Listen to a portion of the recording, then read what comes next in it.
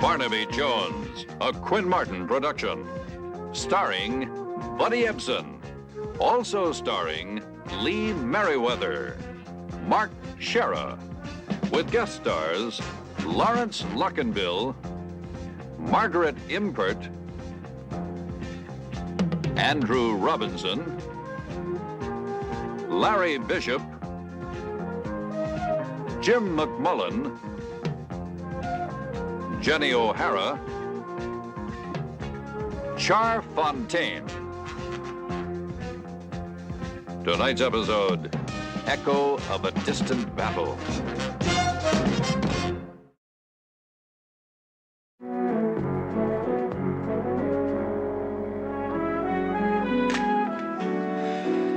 Is that the man you were looking for? Lee Henderson, but somebody else got to him first. Any idea who? No. What about why? I wish I could tell you, Lieutenant, but I just don't know.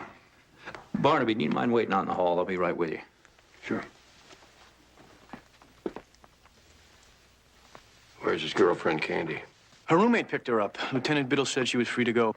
She have any idea who killed Henderson? No, she knew something was troubling him. He just wouldn't talk about what. She said he got restless and went to the gym. She went shopping. When she returned home, somebody was inside beating him up. That's when she split. He's still wearing his sweat clothes, so he probably left the gym in a hurry. You know what, Jim? Yeah, Pops on Ocean and Pine. Barnaby? It's not going to help your case with the DA's office any. It's already taken your gun. Next, it'll be your business license. Lieutenant, all I'm trying to do is locate Captain Colby Warner, who was first listed as missing in action in Vietnam and later accused of desertion and picked up in Saigon. Now, you're positive Henderson had some connection with him? According to a recent Army report, they escaped from a military stockade in Saigon together. Then they dropped that aside. We finally located Henderson living under the name of Jessup. And before we could talk to him about Captain Warner, this happened. This is the second killing. You don't have to remind me, Lieutenant. I can't get it out of my mind that I fired the shot that killed Kelly. And even though it was an accident, it's something I'll have to carry with me for the rest of my life. All I'm trying to say is that this thing may be a whole lot bigger than you thought. I can't argue that. Somehow I feel it all ties in with Captain Warner's disappearance. I didn't want to have to tell you this until I was sure, but there's talk that the DA's office is about ready to bring you before the grand jury. Negligent homicide in Kelly's death. Well, even if we can prove that Kelly wasn't an innocent bystander, that he's tied into this somehow? Can you prove that? No, I need more time, but if they're going to put me out of business, I haven't got a chance. All right. I'll try talking to the DA, but I can't promise you anything. Thank you, Lieutenant. That's all I could ask. Barnaby, watch your step.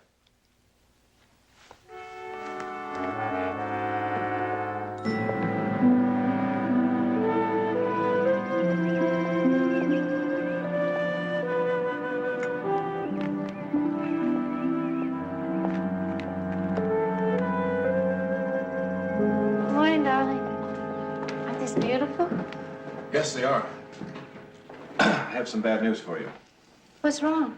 I'm afraid I'm only human after all. I don't believe it. Yes, it's true. Gold took a terrible plunge this morning. And now the paper says that the gnomes of Zurich are predicting still worse things to come. Oh, what do gnomes know anyway? They're just such funny little creatures. Well, still, I ought to get to the office and check the situation out. You left your briefcase in the den.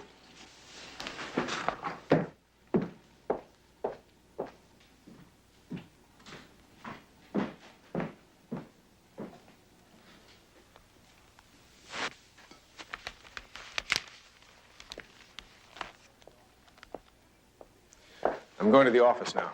Ellie, did you see the paper about a murder last night? Yes, I did. It's terrible. It seems like there's a new one every day. Isn't that your friend? The one who was looking over that car for you? Harley. Adrienne, do you know how many Harleys there must be in Los Angeles? Anyway, his last name is Wilson, not Jessup. And he lives in the valley, not Culver City. Anyway, you'll see. He'll be calling here any minute asking about that money I promised him last night. I'm sorry. I just thought... You thought the worst, I know. Listen, I have an idea. Let's get away from here for a while. Where? We'll go to Zurich. I can check on the gold situation, and we'll turn it into a vacation. We can work our way right down to the Greek islands. When would you want to leave? Tomorrow. Tomorrow? But what about our party? I just sent out the invitations yesterday, and I still have to meet with the caterers and the florists. And... All right, all right. It was a good idea, though, you have to admit. It was a great idea. Do I get a rain check? Whenever you give the word. Do I get a goodbye kiss? Of course.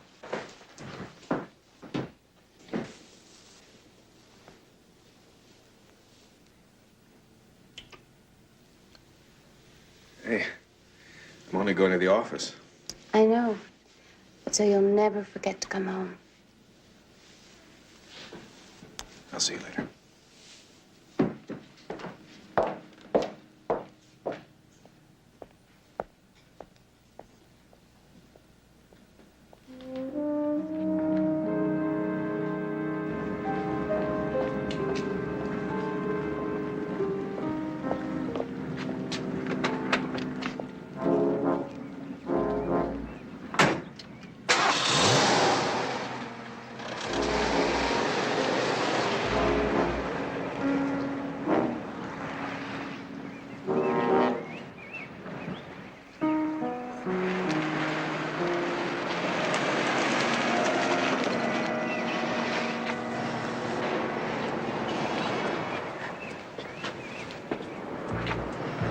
That's him.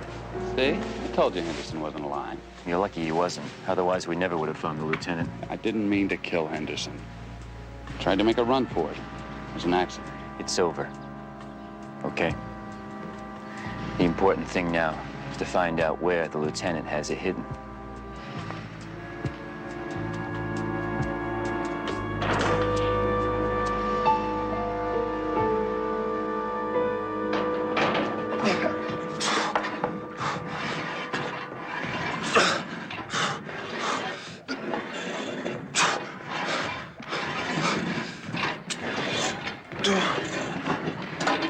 That kid's going to be Mr. America someday. If this doesn't kill him first. Now, who'd you ask me about, Johnson? Jessup, Harley Jessup. You sure he works out here? There are a lot of gyms in Santa Monica. According to his girlfriend, he was here last night shortly before he was murdered. Murdered? That's right, Pop. Now, do you want to talk to us about it, or do you want to talk to the police? All right. Maybe we'll see her. He worked out and left about 9. Alone? With 2 men. Who were they? I don't know. They came around earlier in the day and asked me if I knew him, and then they told me to give them a call if he showed up. They said they'd make it worth my while. Remember the names? I just got one of them. John Smith.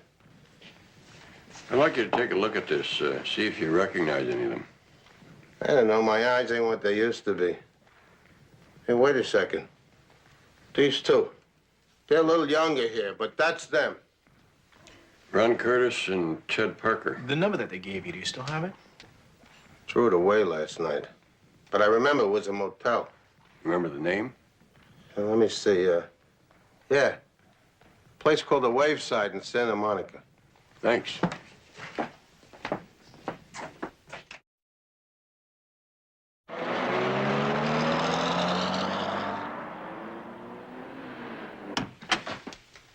Did you find Curtis and Parker? They checked out on the Waveside Hotel a short time after the murder. I want you to find out what you can about them. Where they live, what kind of work they do, everything. All right, I'll get right on it. Oh, Dorothy and her father-in-law are waiting inside. They said it was important. Dorothy, Mr. Warner. How long have you been here? I didn't know you were coming by. Is anything wrong? Barnaby, maybe Felix was right. About what? Maybe we should drop the search for my husband. Why? What do you mean? Henderson's dead, Mr. Jones. Yes, and the fact that he was murdered seems to indicate we were coming up on something. Barnaby, he's our only link with my husband. What are we going to do? Start all over again? No, I don't think so. I have reason to believe that Henderson was murdered by two of his Vietnam buddies, Curtis and Parker, and all we have to do is find them. And suppose we don't? You know how long it took to find Henderson?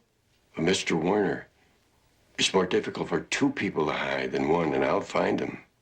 Are you saying this for our benefit, Mr. Jones, or for your own? I don't understand. We know the trouble you're in with the district attorney. Are you really trying to find my son or to save your own neck? Dad! It's all right, Dorothy. Mr. Warner, I've thought about that. I've thought about it quite a lot. I'd be lying if I didn't say that I am concerned about what might happen to me, but I'm more concerned about finding your son, and that's the truth. Dorothy, the other day, you asked me to stay on the case, remember? Now I'm asking you to keep me on it. What do you say? Okay. Let's go to work.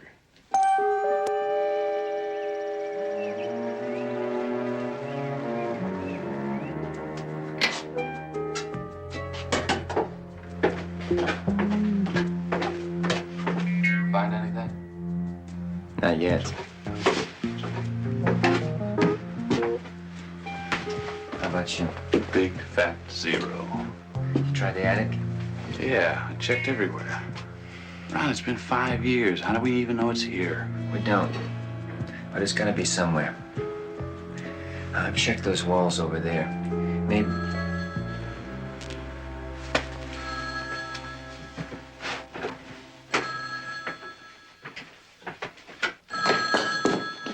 Hello? Hi, darling. Where are you? I'm on my way to the marina to meet a client. You want to meet me for lunch? Oh, I'd love to, but the electricians are here, and I don't want to leave them in the house alone. Electricians? What electricians? Well, the ones you hired to fix the short in the house. Adrienne, what short? Well, I don't know. I thought maybe you found some trouble in the wiring. Elliot, remember last summer how the air conditioner kept going out? Well, I thought you called someone in to look at it. Didn't you? No. That's strange. Elliot? Elliot, hold on. They're just leaving. Excuse me. Wait a second. I have to talk to you. What seems to be the problem? Well, we couldn't find any, ma'am. That doesn't surprise me. I think you came to the wrong house. What do you mean? My husband didn't hire you, and I know I didn't. Well, somebody sure did. I have the work order right here. That's impossible. Well, look for yourself. Mr. Elliot Rexford, 139 Cascade Drive. Check electrical wiring for possible short. I'm telling you, there has to be some mistake. Well, I don't know what to tell you, ma'am. We just go where they send us. Have a nice day.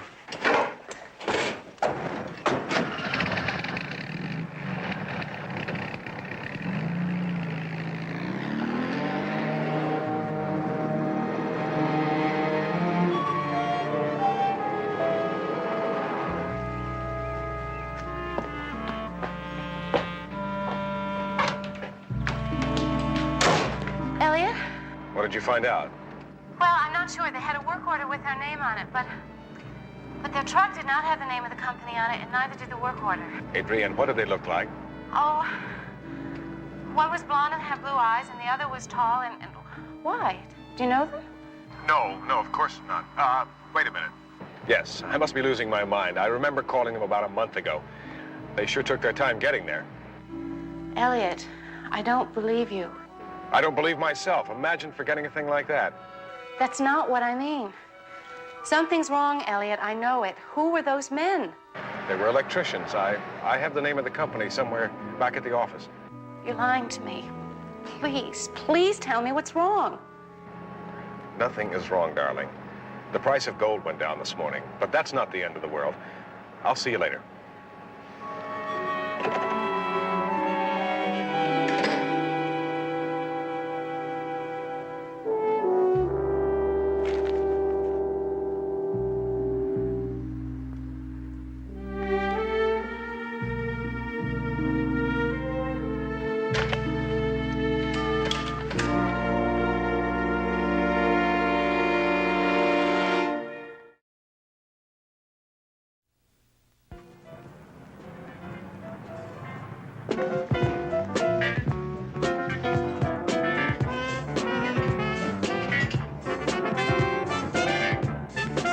Hello, little dog.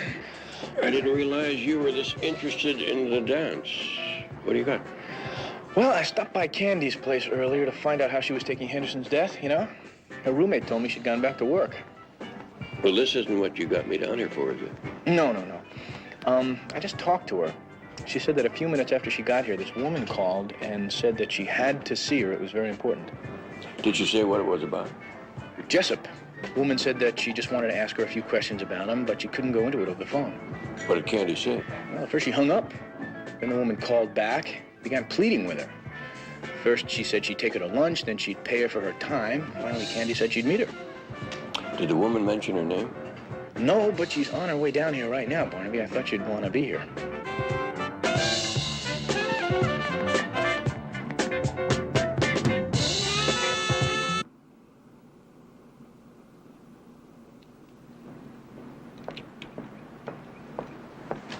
How's life treating you, Lieutenant? You don't look too happy to see us. Get in the car. Get in the car, Slick, and drive.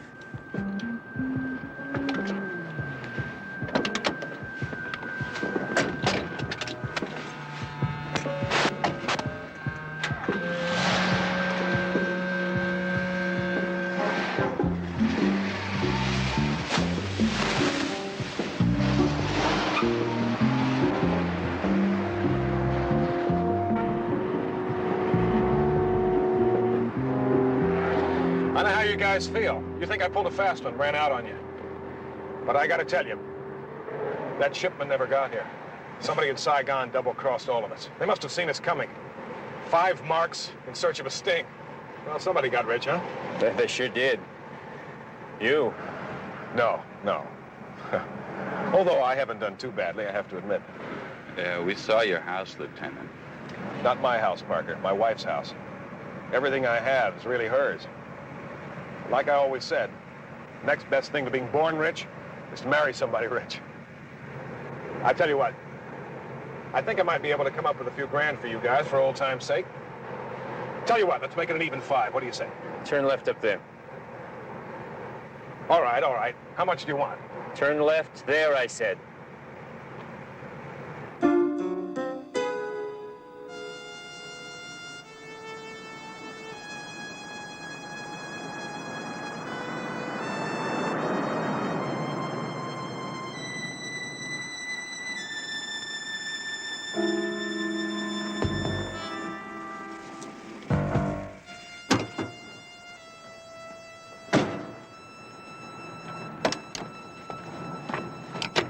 Get out.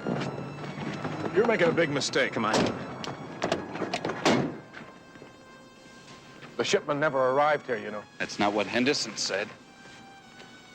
Henderson was lying. Don't you get it? Henderson double-crossed all of us. On your knees. What? You heard him. Get down on your knees. Now, you remember the way we used to do it in NAM, Lieutenant, when we weren't getting the right answers? Of course he does. He's the one who taught us, right?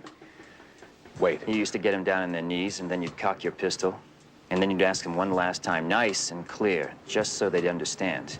And if you still weren't getting the right answer, Lieutenant, you'd squeeze that trigger. I told you. Remember how we always got the right answer, Lieutenant? Where did you hide it? I didn't. That's the wrong answer, Lieutenant.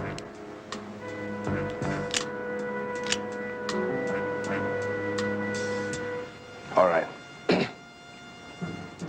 All right. I buried it. Where? You'll never be able to find it. I'll have to take you there. All right, come on.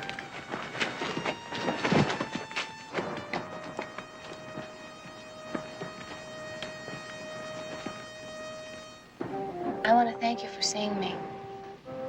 Can I buy you a drink? No. Just tell me what you want to know about Harley. I haven't got much time. Do you have a picture of him? Picture? At home, not on me. Well, then if you could tell me what he looked like. I mean, was he tall? Yeah, I guess so. Maybe 6 feet. And muscular? Well, sure. He worked out all the time. And did he have brown hair? Look, what's this all about? Who are you? Please, please, it's important. Yes, he had brown hair and beautiful green eyes and a nice smile. Now, why do you want to know these things? I can't tell you that, Candy. Well, then we've just finished, lady. Please, if I could just see that picture you have at home. Will you just leave me alone?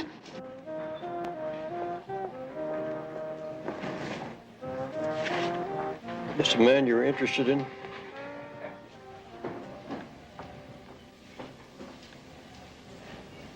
No. Could have fooled me. Who are you? My name is Barnaby Jones. This is Jedediah Jones, and you seem to be a lady who is into something way over her head. I don't know what you're talking about. Well, then why are you so interested in Harley Jessup? I'm not anymore. I had him confused with someone else. But now that I've seen his picture... Whose picture? This? Oh, this isn't Jessup. But you just said... No, you said. I showed you the picture, and you assumed it was Jessup. Why? If you'd never seen him before. Well, that was a normal assumption. Well, this man's name is Lee Henderson, and you're right. He changed his name to Harley Jessup a few years ago. You're just trying to confuse me. No, I'm just trying to make some sense out of this. Now, I'm looking for a man named Captain Colby Warner, who disappeared from a military stockade in Saigon. You ever hear of him? No. You see, somehow Henderson is tied up in all of this, along with a man named William Kelly and two other men named Parker and Curtis. I assume you've never heard of them either. No, never. And now there's you. Picture keeps getting bigger, and I don't even know your name. I told you it was just a big mistake on my part. I have nothing to do with this.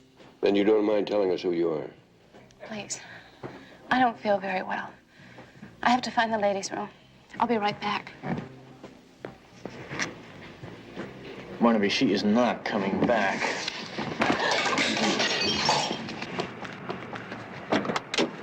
Wheelchair circle right away.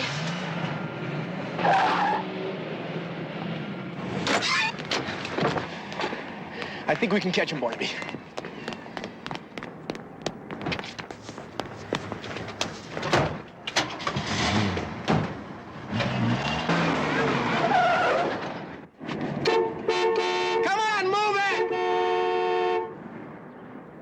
Forget it, Jedediah. We've lost her.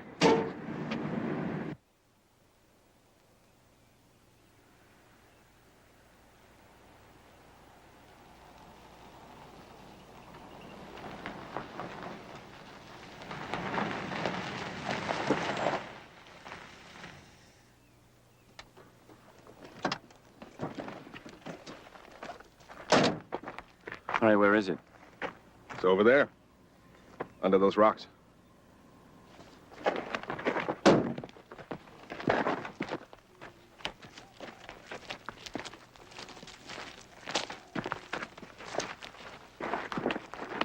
Come on, Lieutenant.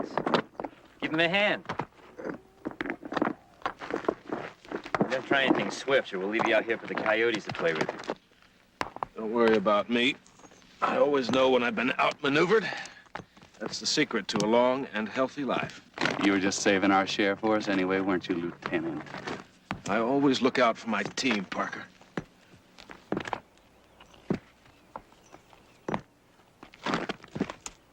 Well, where is it? You're kneeling on it.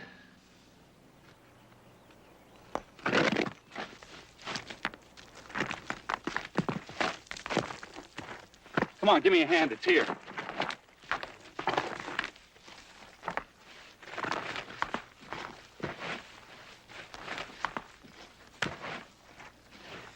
Just where do you think you're going, Lieutenant? I'm just going to get a little shade, if it's okay with you. Just don't go too far. Come on, give me a hand.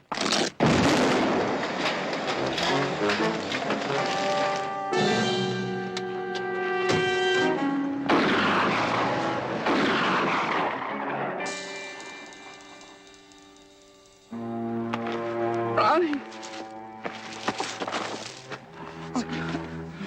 feels like a trigger in a landmine. It's okay, kid. Teddy, it's okay. You're gonna be all right.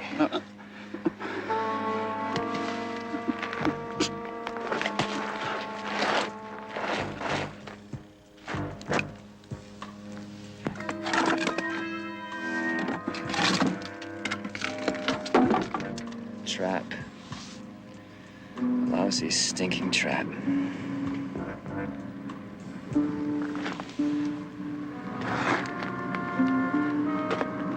You're gonna pay for this, Lieutenant.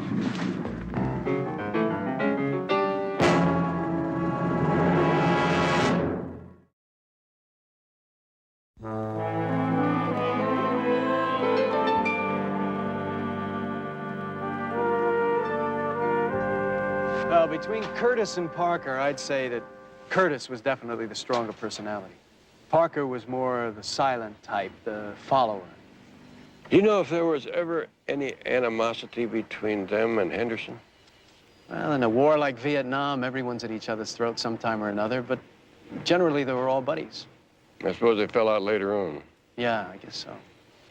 And then there was one. What? This photograph. Every man in it has been accounted for except one. Collins was killed in battle. Kelly and Henderson are dead. Curtis and Parker are still around somewhere. The only one who's still a mystery is this one. Barnaby, I told you, not every soldier in Vietnam was a member of the Wild Bunch. Yeah, I know, Major. Must be our lucky day. I found some lemonade that's made with real, honest-to-goodness lemons. I didn't think they made it that way anymore. Neither did I. Oh, Barnaby, there's a call for you in the office. It's Betty. Oh, thank you. And save some of that for me. Okay. Well, this is my lucky day. You got the test results. Just came through. What did the doctor say? I know it's good news. Tell me. Well, I won't be playing for the Lakers after all, but the bone disease due to the paralysis appears to be under control. Come on, at least I expected congratulations. You're gonna have me crying in a minute.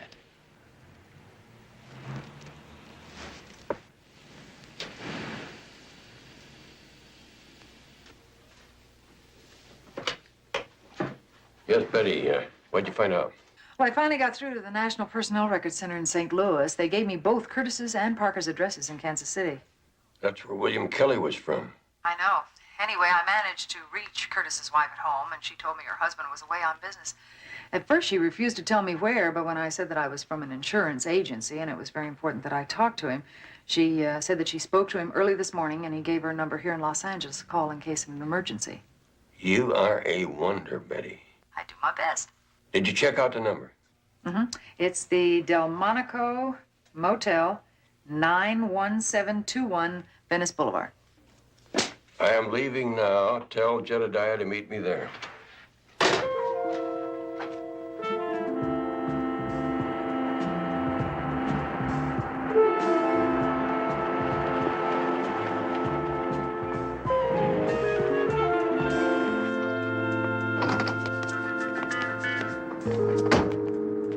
Thank you very much. Hey, roommate.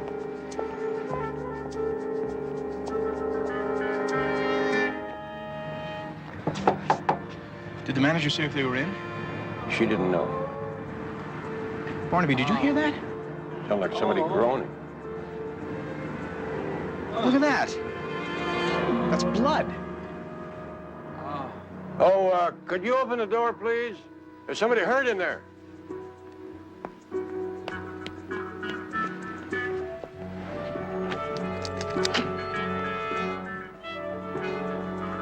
I'll get an ambulance.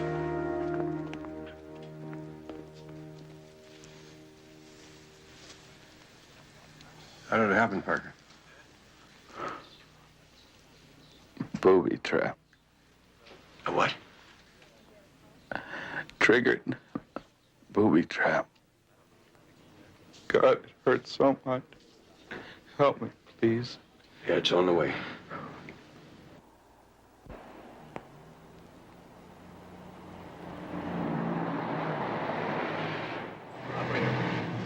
Yeah, can I have the paramedics, please?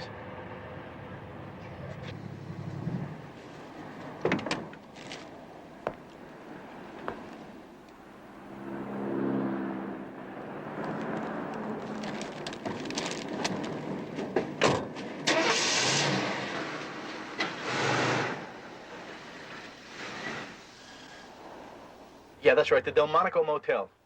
Thank you.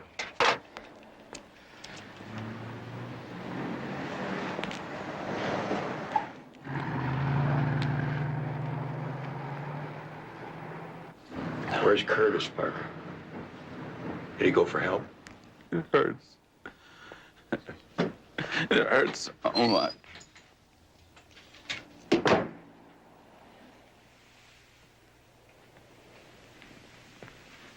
Is he dead? I think he just passed out.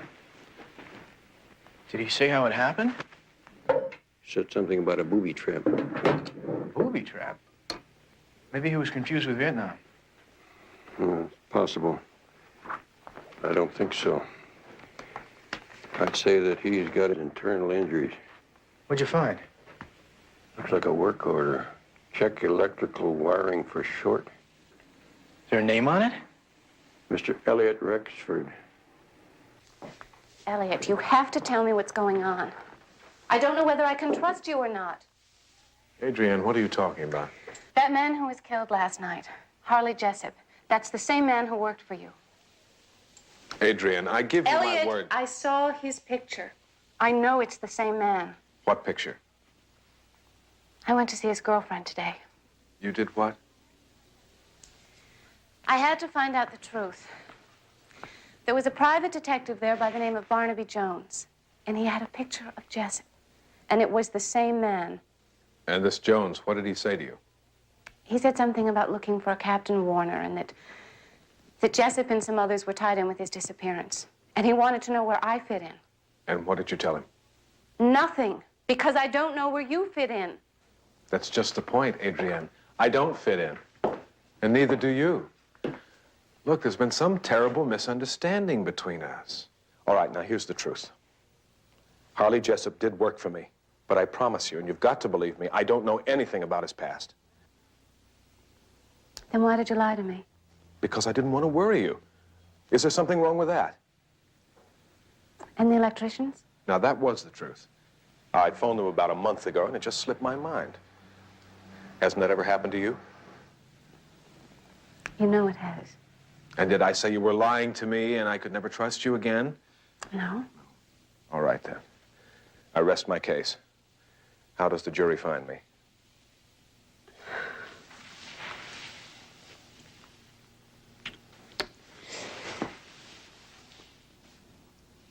Elliot? What? Something wrong? It's that private detective I told you about, Jones.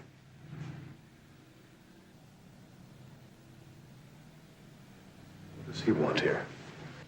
I didn't even tell him who I was. Better not let him see you. I'll get rid of him. But Elliot... Adrienne, I know what's best, all right?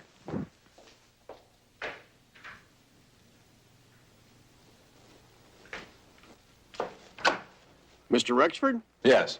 I'm a private investigator, Barnaby Jones. I wonder if I can have a talk with you. What about?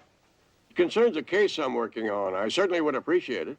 I was just on my way out. Well, this won't take long at all. My, what a beautiful home you have here. Yes, it's comfortable. Now, what can I do for you? Sorry to bother you. Your gate was open. You know a couple of men named Ron Curtis and Ted Parker? No. Why? Well, maybe if I showed you their pictures, it might refresh your memory. They're the two on the left.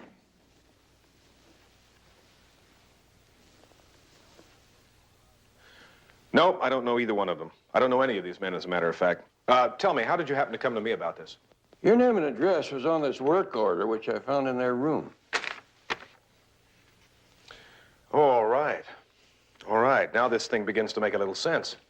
In what way? Mr. Jones, you may have done me a big favor. Two men came here this morning. They said they were electricians and they wanted to check the wiring. My wife let them in because she thought I'd hired them. Your wife here now? No, she went up to Santa Barbara to see her family. But it's obvious what they were doing. They were casing the house for a burglary. That's how they operate, isn't it? Sometimes. Well, now that I know their names, I'm going to call the police. That was Curtis and Parker, Ted Parker. Well, thank you very much for your time, Mr. Rexford. I'll be going. Well, thanks for stopping by. Mr. Rexford, we ever meet before? No, I don't think so. I guess you're right.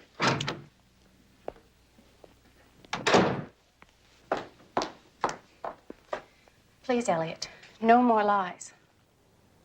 I think I'll make us both a drink. I don't want a drink. I want the truth.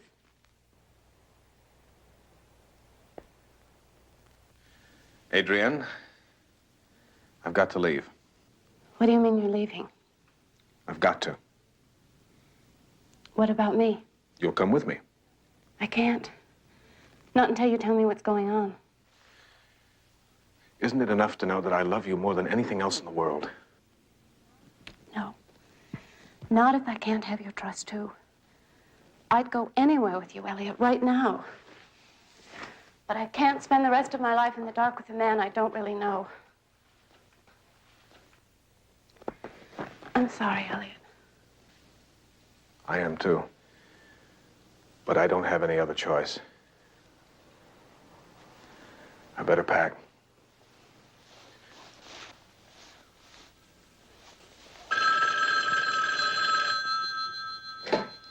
Hello. Lieutenant, there's just the two of us now.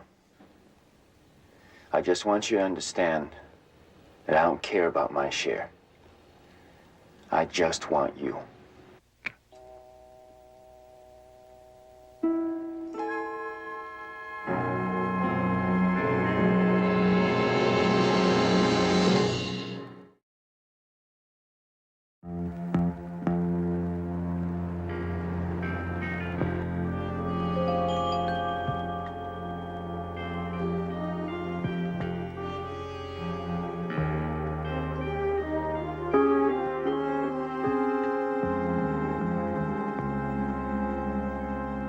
That him?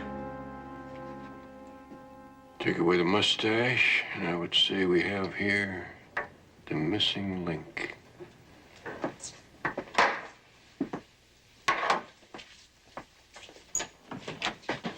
Major Scott, I'd like you to take a look at this. Recognize him now? Yes. It's Lieutenant Maxwell. Damon Maxwell. You're sure? Positive. Everyone over there knew Maxwell. He was kind of a character. Why do you say that? Well, he was strange. He was very bright, personable, kind of a man that seemed to have everything going for him, and yet there was something missing inside. It was like he was born without morals. Then he was one of the wild bunch. No, not really. They looked up to him, but he was into something much bigger. Like what?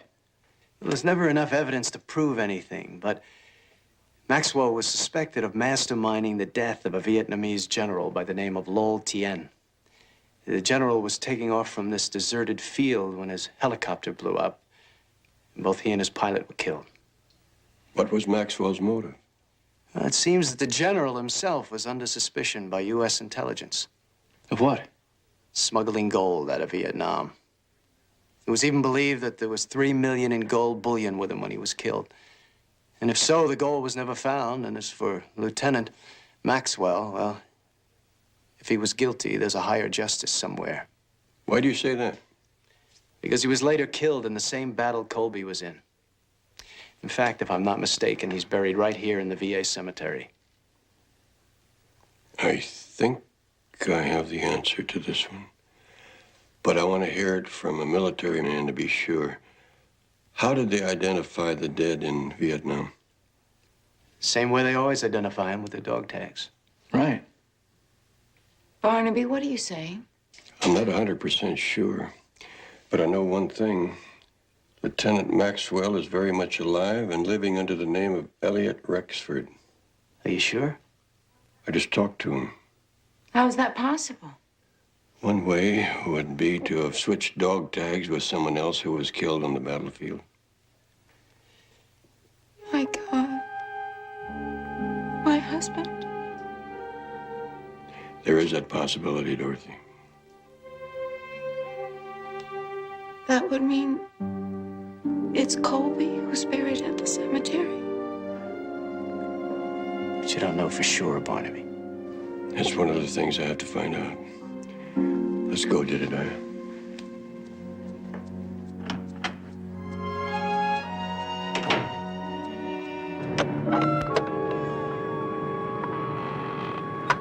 Mr. Rexford, I saw the warehouse truck leave. Is this what you've been waiting for? Yes. Get it on board the plane and tell the pilot to stand by. Yes, sir.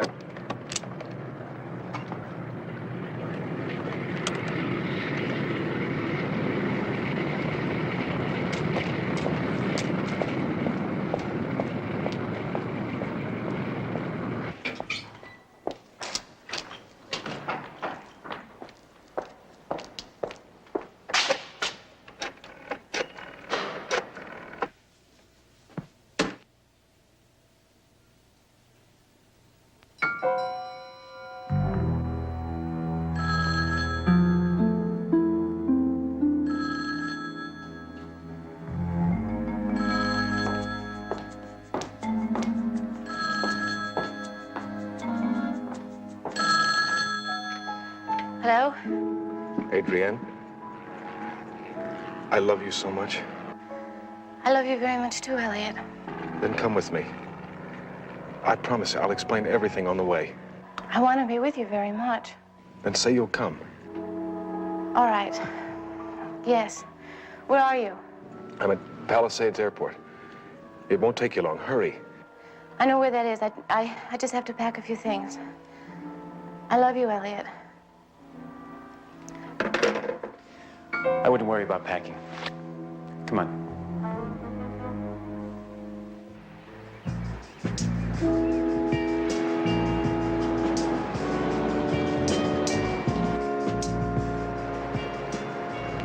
Barnaby, hold it. I see them. Curtis and Mrs. Rexford. Looks like he has a gun, Barnaby. Let's see where he's taking her.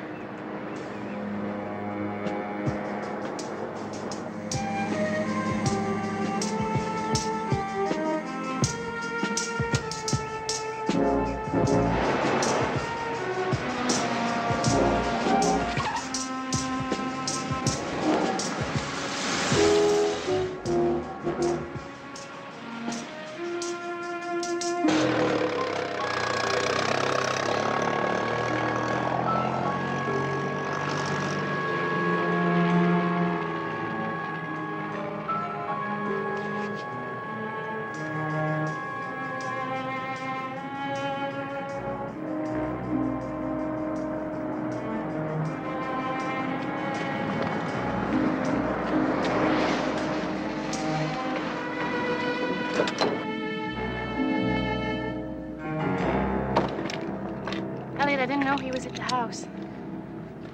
Couldn't play it straight, could you, Lieutenant? All right, Curtis, you win. Oh, I've heard that one before. So did Parker. This is different.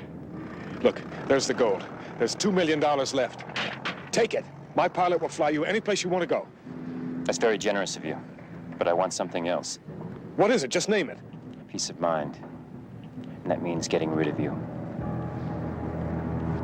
Now get over in that hangar, both of you. Come on.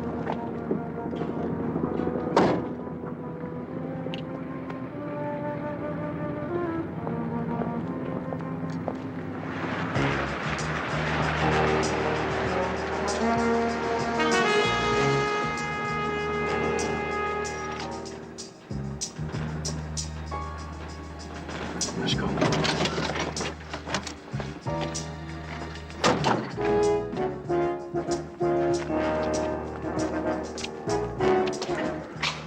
Elliot, I'm sorry. You had nothing to do with this. This is all my fault. Come on, come on. Curtis, she's the only thing in the world that means anything to me. Do whatever you want with me, but let her go. Move it. Move it, come on.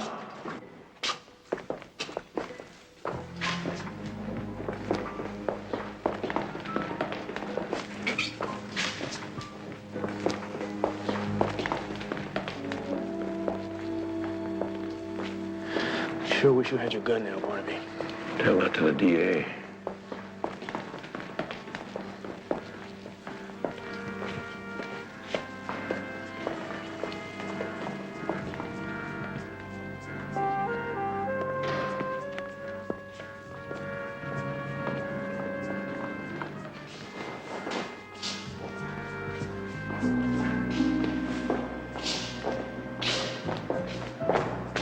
All right, right here. Doesn't make any sense killing her. She's a witness. She won't talk. I can't take the chance, Lieutenant. Curtis? You gonna kill me too? Yeah, you must be Jones. That's right. And I must admit that for a time, this case had me going around in circles, but I think I finally figured it out. Rexford here, Lieutenant Maxwell, masterminded the helicopter explosion which killed General Tien. With the help of the Wild Bunch, stole the gold. What did he tell you, Curtis? That when the shipment arrived, he would contact you and you would all split it up? Yeah, that's right. But he never did. Now, about Captain Warner. What did you do, Lieutenant? Find his body on the battlefield, switch dog tags so that you'd be listed as killed in action? Elliot. Not a pretty picture, is it, Mrs. Rexford? Your husband and Henderson were picked up later in Saigon, charged with desertion. Somehow they managed to escape before his true identity was discovered. And it all went on Captain Warner's record. So, once back here, all they had to do was pick up the gold, change to a new identity, Elliot Rexford, and come into your life. All right, that's enough. That's enough for everybody.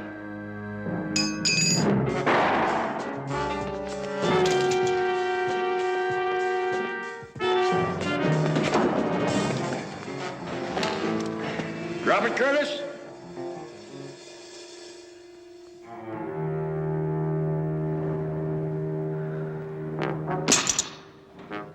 Kick it to me. Kick it to me.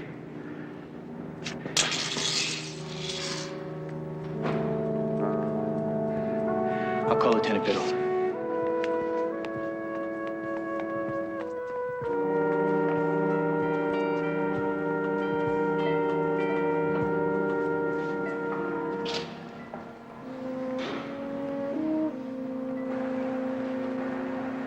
And lastly, to his wife, his father, his friends, I say to them, Captain Colby Warner was a good and dedicated officer.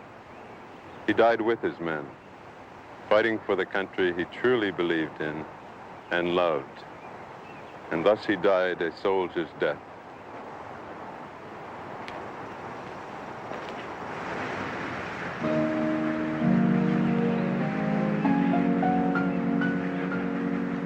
I had hoped the search would end someplace else, Barnaby. But at least it's ended.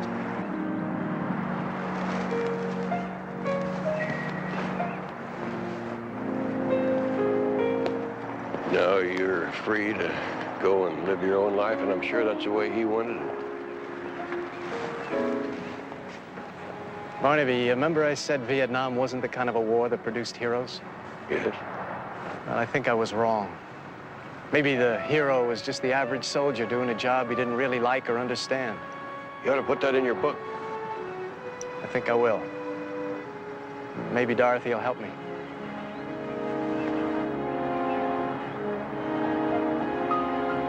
Dad?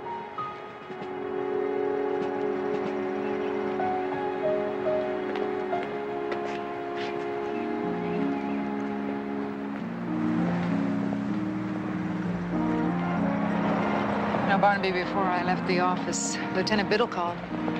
The district attorney is dropping the charges against you. That's good news, Betty. I'll tell you something, Barnaby. It's the only thing about this case that doesn't surprise me.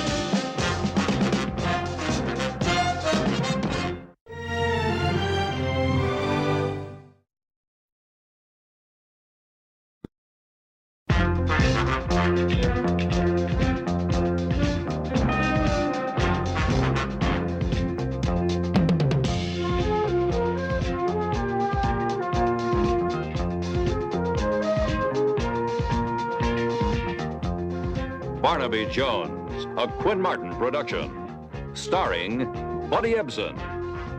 Also starring Lee Merriweather, Mark Shera, with guest stars Bonnie Ebsen, Ron Hayes,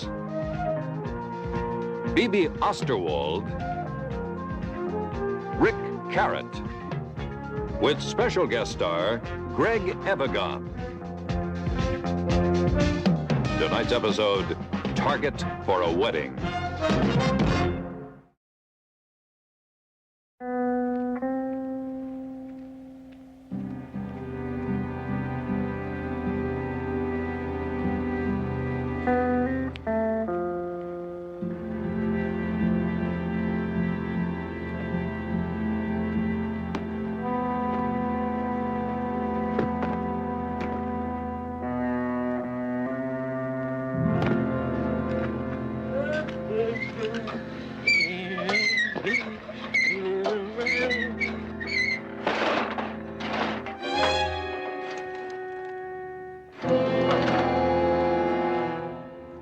What do you want?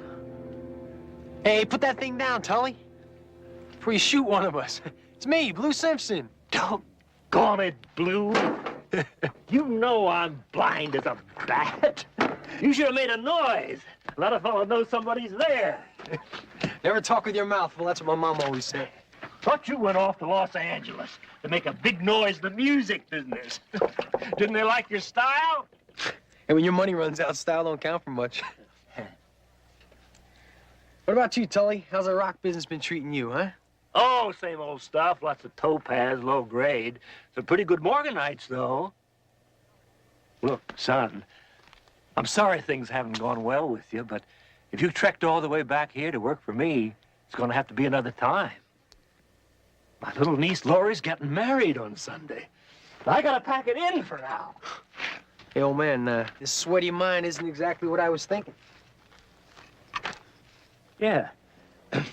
Well, now, lend a hand loading some of my gear, then I'll give you a lift into town.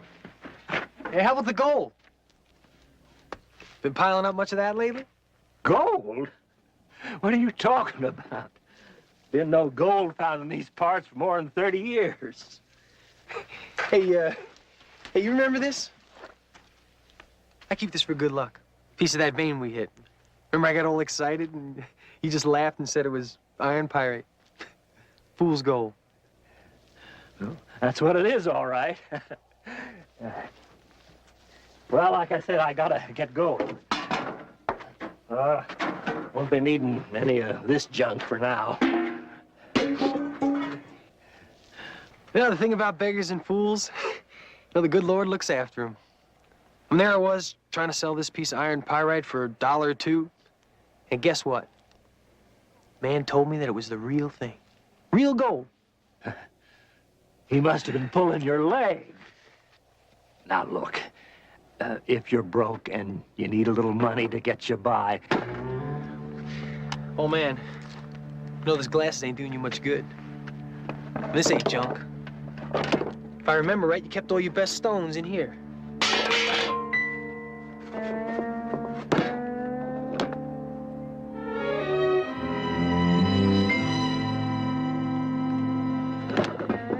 Turned out the fool was almost me. All right. You're a smart fella. You found me out. So there's about 60 ounces of gold dust there. You keep it. Fair enough? Well, thanks, Tully. I mean, I guess that'll save me the trouble of having to dig out enough to pay for this little claim of mine here, huh? Your what? Look, I don't want your stuff found on my property now. Loaded. Oh, son, before you do anything do you're it! gonna be sorry for. Do it! Load it up! I know what you're figuring. But it's not gonna do you any good. You just can't go into town and buy this property. It's not for sale. Don't try to snow me. I mean, this is public land. And you know who told me that? You did. I tell that to everybody. Keeps them out of my business. But I paid hard cash for this place years ago. And if anything happens to me, It all goes to Laurie. Now look, Blue, I promise you I'll keep quiet about this if you just... Shut up. Now you're saying that Laurie's gonna inherit this place after you're gone. She doesn't know it yet, but that's the way it is in this will I had the lawyer draw up. So you see, what you already got out of me is all you can get. Laurie, huh? Boy, that sure is gonna make whoever marries her a very rich man. She's marrying Lester Devereaux. Everybody knows that. Yeah. But still, you know, a lady has the right to change her mind. What are you thinking? You just finished loading. Go on. Come on, load it up.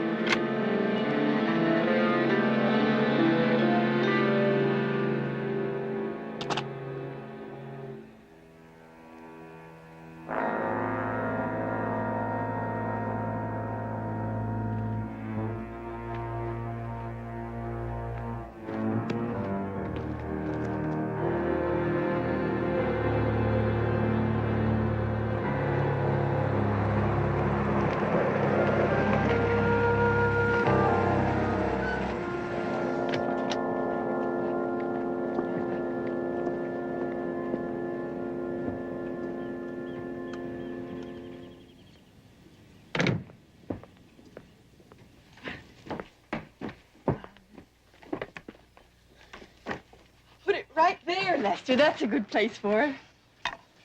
If it's gonna rain on Sunday, I don't see how this little old bird's gonna stop It's not just a bird, it's a Cheyenne rain god, isn't it?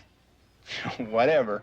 Well, it's not like I'm superstitious about it raining on our wedding day, but every little thing helps. Knock 3 times. There. Lester, it's Barnaby. Barnaby. You get prettier every time I see you. I thought you and Betty and Jedediah weren't coming down till Sunday. Well, I heard about the trout biting, so I figured I'd sneak in a couple extra days of fishing. This is a lucky young man.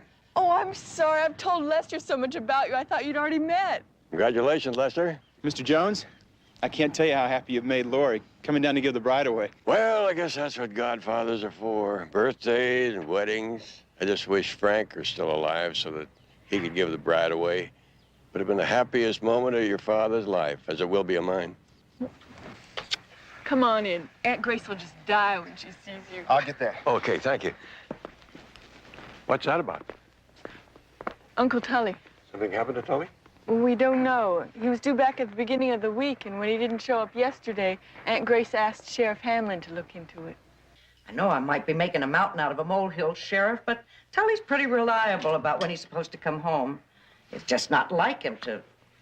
Barnaby! Pray for a handsome devil. He walks right in the door. Grace, you're looking younger every day. How do you do it? I lie a lot about my age. Good to see you, Barnaby. Oscar. You gonna empty out our trout stream again this trip? Well, I was kind of hoping that Tully would help me catch my share. What's this about him being missing? Well, the way Tully gets around missing may be a bit of an exaggeration. He's never been this late before, Sheriff. I take it you've got men out looking for him. You still are.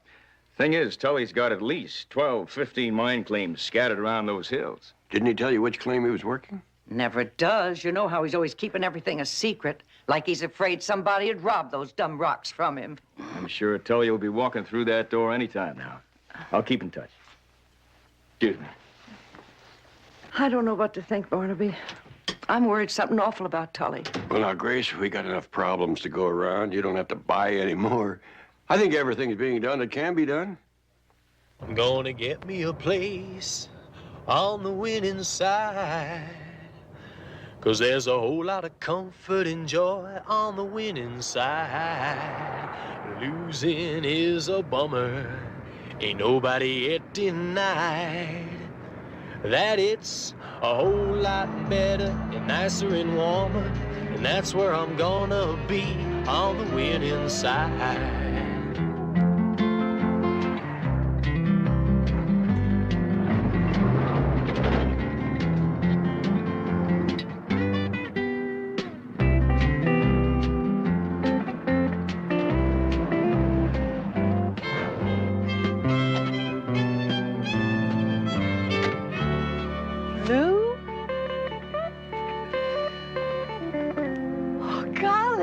at you.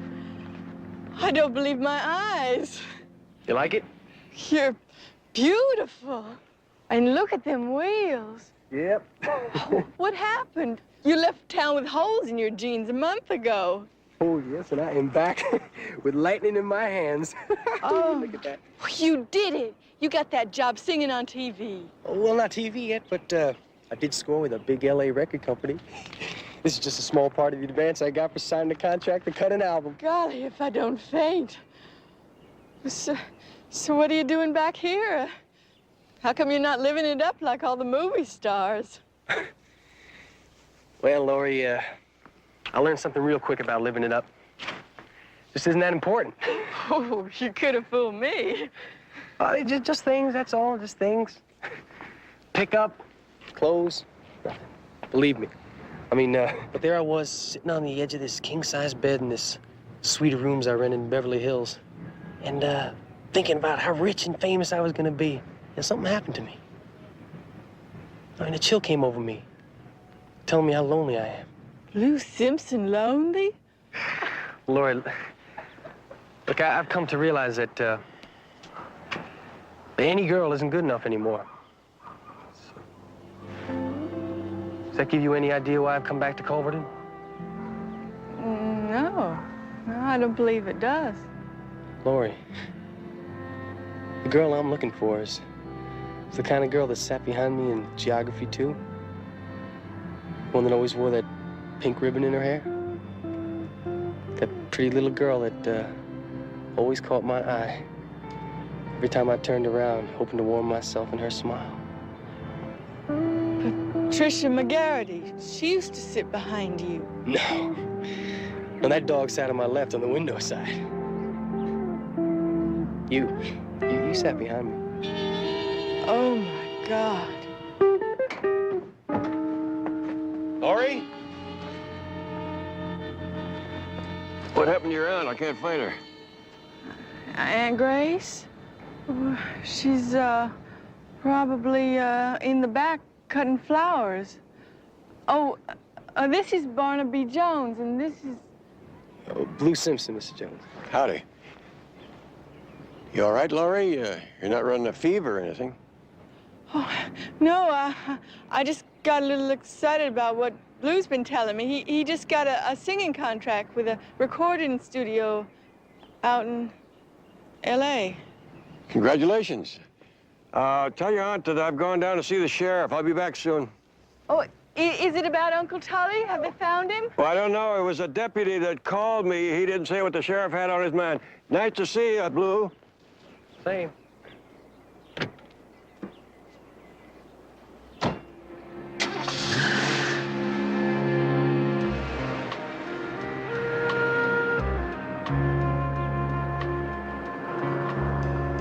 Hey,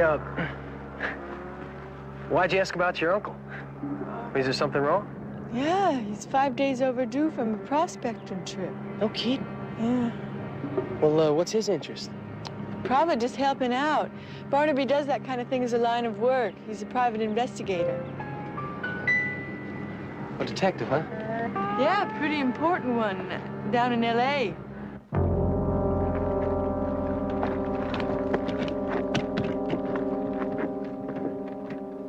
It was more than half an hour after the deputies found the camper. We came across Tully's body down there. They checked the gas tank? Bone dry. Doesn't seem right, Oscar. Tully knew this terrain like the back of his hand. Why would he come this way looking for gas toward the mountains? Well, these glasses were found on the ground outside the trailer, all broken up. You know, Tully without his glasses. You can still see enough to tell that they're mountains. Maybe he became sick or something. By the time they got here, well, then he stumbled and fell down the gully, and that's all she wrote. No blood to speak of. Isn't sitting well with me either, Barnaby. Tully didn't have an enemy in the world. Nothing seemed disturbed. It wasn't robbery. What other motive could somebody have to do him in?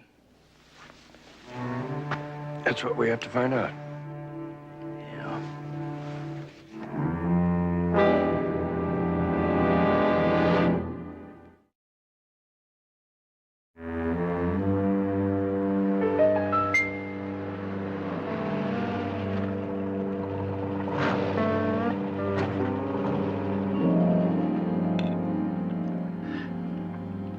Lester, I swear you're the only boy I know who could eat with two mouths.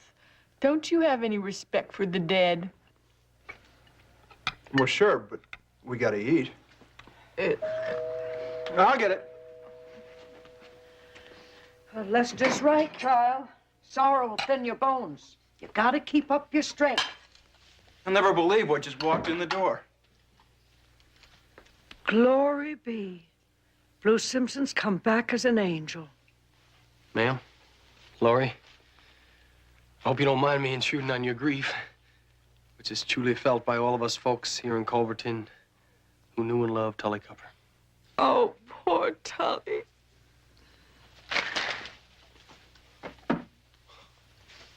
Oh, there now. Now, you remember, the good Lord is always standing over those with broken hearts. That's right, Laurie. Those are mighty nice words, Blue. Well, old Tully leaving us is bad enough. But I guess it can't be helped, though, having to postpone the wedding. There, you see? That's what everybody's thinking. We just can't go ahead with it. Now, Laurie, I thought we decided. You and Lester decided. Well, decided what? Oh, wait a minute. Now, you're not thinking about going ahead with the wedding at a time like this, are you? Well, with all the relatives on both sides already coming and all the food and stuff already paid for. There it is. That's all you're worried about, the money. Oh, honey. Now, come on, Laurie, come on. Don't you go drowning that pretty little face in tears. Lester didn't mean what he said. Exactly.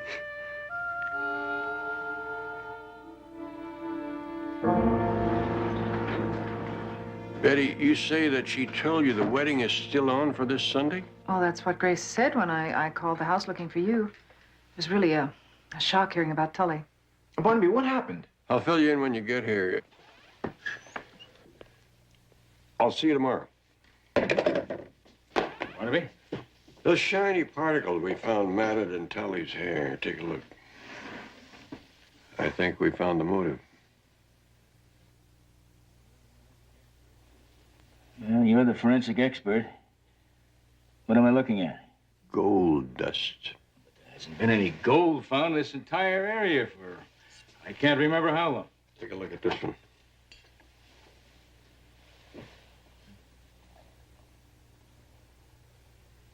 Looks just the same. We found it under Tully's fingernails. Well, I'll be a son of a gun. He was killed for gold? Every now and then, Tully would spin me a yarn about looking for a new El Dorado up there in his mountains. I thought it was just a pipe dream. Can you get me a list of the claims Tully bought in that area? Sure. I'd like to see what a real gold mine looks like myself.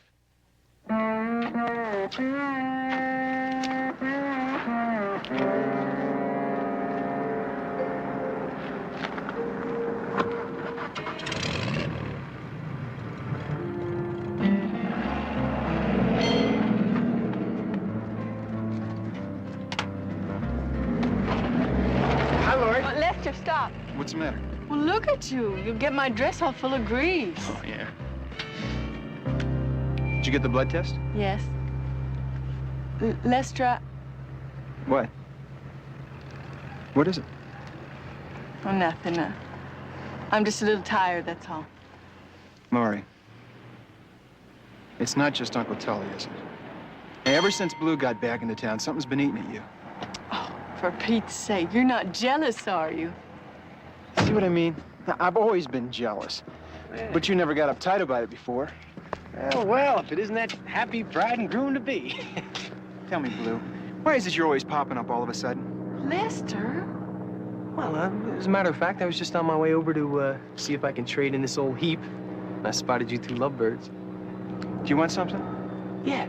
Yeah, why don't you fill it up? Might as well throw my business your way. You see that car over there? See that car? That is the one I'm gonna buy. What car? Lori, if I had more time, I might do this differently. Being that I only have one day to convince you that you are doing the wrong thing, I'm gonna say it straight out. Lori, I love you. Blue, you mustn't. It's not fair. It's just not fair you coming back at a time like this. Saying those things to me. I'm only saying what you want to hear. I know you love me too. I mean, what are we gonna do about that? The windows, Lester. Make sure they're nice and clean.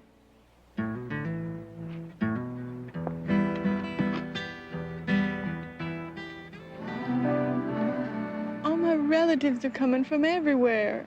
That's what Lester said. And all the food and the bridesmaids' outfits. It's all been paid for. He said that too, except for the bridesmaids. And I also said, what are we gonna do about it, huh? If I was to do what you've been thinking about it, oh, Blue, the embarrassment of it all. Laura, remember that place I told you about? I've got in Beverly Hills? I mean, it's like a palace. When I get my princess there, I'm gonna lock us in, and I'm gonna smother away all those feelings of guilt that you've got with my kisses. Come with me, Laurie, huh? I don't want to listen anymore.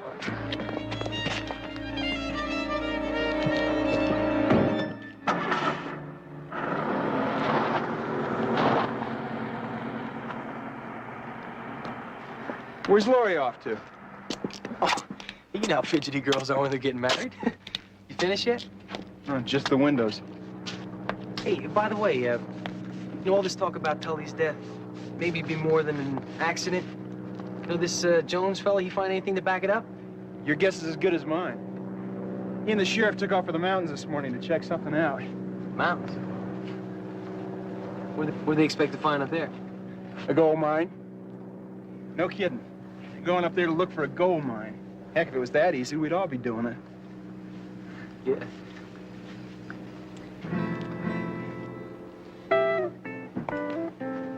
Hey, you know, my right headlight's been giving me a lot of trouble. Why don't you check it out to see if there's a short or something, huh?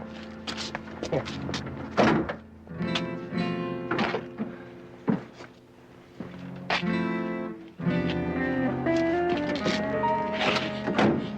Wires seem all right to me. You're a good man, Lester. Charge it.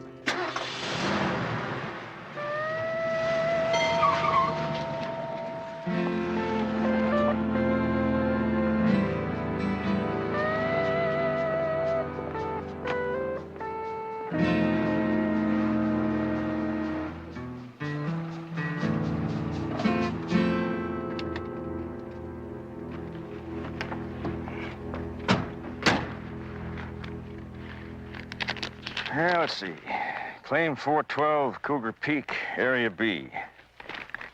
Makes 5 sites so far today. Still have 8 to go. This claim looks like it's been worked within the last week.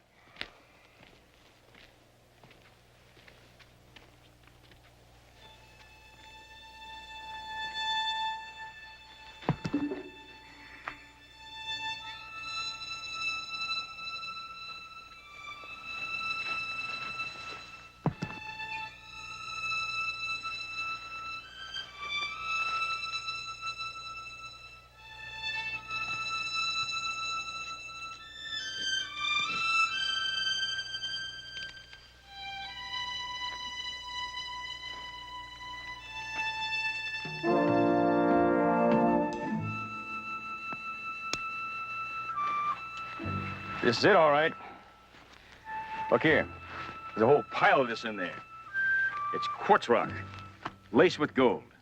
So is that one. I just scraped this off of it. It'll probably turn out to be the blood that should have been on the rock where they found Tully. Guess if I was the killer, I'd move the body, too, to keep a strike like this quiet.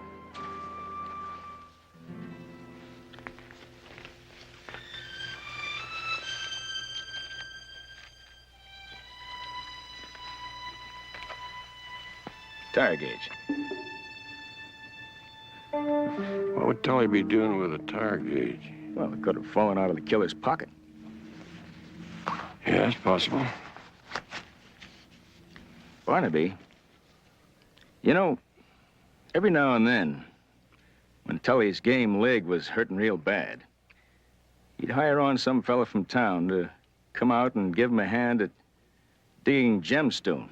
And you're saying that one of these fellas also had a job in a gas station? I'm afraid so. And you'll never guess who.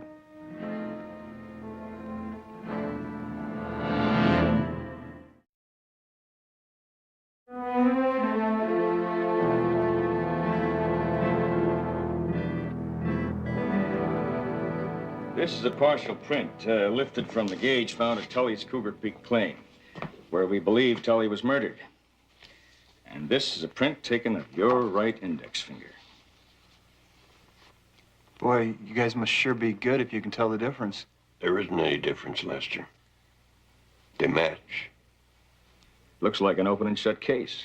You knew about the gold, snuck up there, what? To dig up some for yourself? Only Tully caught you, so you hit him with a rock. Then after taking whatever gold he'd already mined, you moved the body so nobody would know where it happened. Is that about the gist of it? No. No, that's not what happened. All right, son. And you tell it in your own words.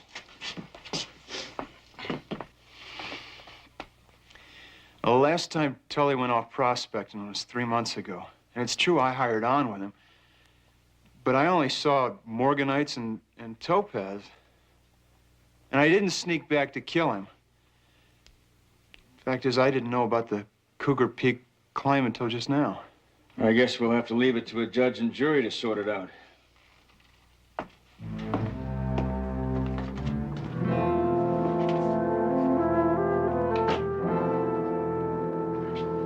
Now, hold still. I just can't understand a girl who's less interested in how pretty she's going to look tomorrow. You're making it too tight. I know what's bothering you, child. It's Blue, isn't it? He's the fly in the ointment. Now, I've told you he's just being nice. Ow! That's just God's way of punishing you for wanting to have your cake and eat it. Well, how are you this fine day, Aunt Grace? First, I'm not your aunt. And second, Laurie is much too busy to... Boy, isn't she the most beautiful girl in the world? Oh, it's like I said, Laurie. You're a princess. You should live in a faraway palace. Happily ever after. What's that? Oh, this was supposed to be a wedding present. It's a punch bowl. I want you to have it anyway. I don't know what you're implying, Blue, but you better forget it, because I am getting married tomorrow. Yeah, well, I also brought some bad news that I heard in town. It's about Lester. He's been in an accident. Lester? I've got to go to him. What hospital's he in? Oh, it's not a hospital. It's a jail. Lester's in jail? That's right. For the murder of your Uncle Tully. Our Lester? My Lester? If you don't believe me, you call the sheriff. And it seems they got some sort of proof that he went up to Cougar Peak and did old Tully in. Tully? That's right. They say it was something to do with that gold he was supposed to have discovered. Hello. Have you a Lester Devereaux locked up there for something? Oh, my Lord. Oh, no.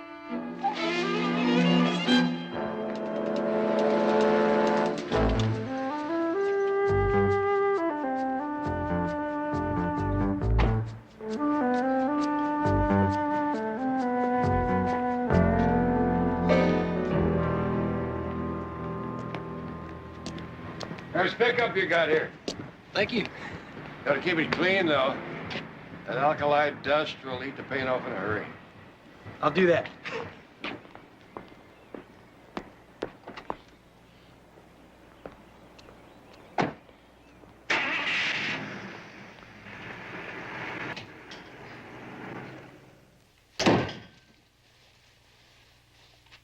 Grace?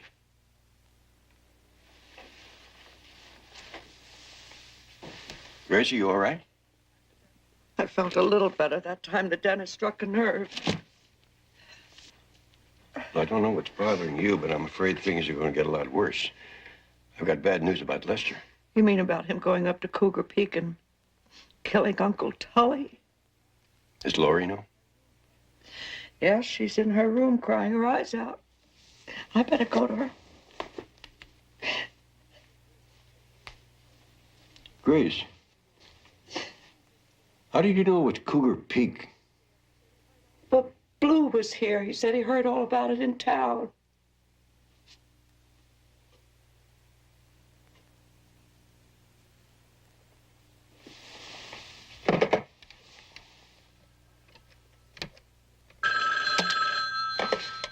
Helen. Oscar, I thought we'd agreed to keep the location of the mine quiet until Tully's lawyer could get some people up there to guard it. Right, Barnaby. I have kept it quiet. You didn't tell anybody it was Cougar Peak? Only my deputies. Of course, they might have let it out. What's the matter? Are you onto something? I'm not sure. I'll get back to you.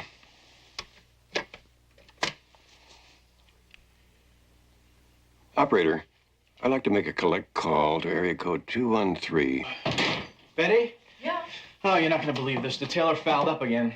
Oh, no. Yeah, what can I tell you? He ripped the shoulder and said it would take a little longer to fix. Barnaby Jones Investigations, may I help you? Oh, yes, operator. I'll accept the charges. You know, if Barnaby has to give away the bride and his BVDs, he is going to kill us. Yeah. Ah, yes, Barnaby, hi. Betty, I'm glad I caught you before you left. Well, we were on our way. There was just a bit of a delay with your suit. Well, that doesn't matter. The way things stand now, the wedding is off. What happened? The bridegroom was arrested for Tully's murder. You've got to be kidding. Barnaby, well, I've only met Lester once, but I can hardly believe that he's capable of murder. Same here, but I may have come up with something which points to another suspect. Who is that, Barnaby? Blue Simpson. He's a local fellow who's supposed to be making a big noise down in Los Angeles as a country western singer. I'd like you to check him out for me, Jedediah. All right, Barnaby, I will. Blue Simpson. Get back to me as quickly as you can. Uh-huh. Barnaby, she's locked herself in the room. She won't talk to me. Grace, everything's going to be all right, believe me. You have the name of the lawyer that's handling Tully's estate? That would be Harold Foster in the Greystone building on Main Street. I'll see you later.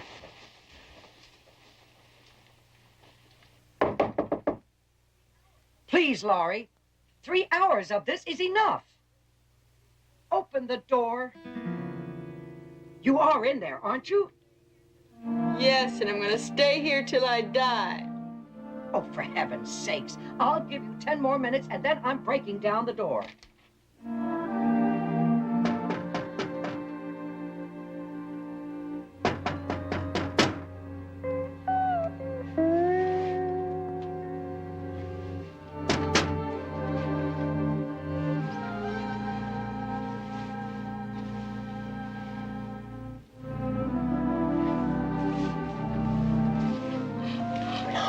What do you want?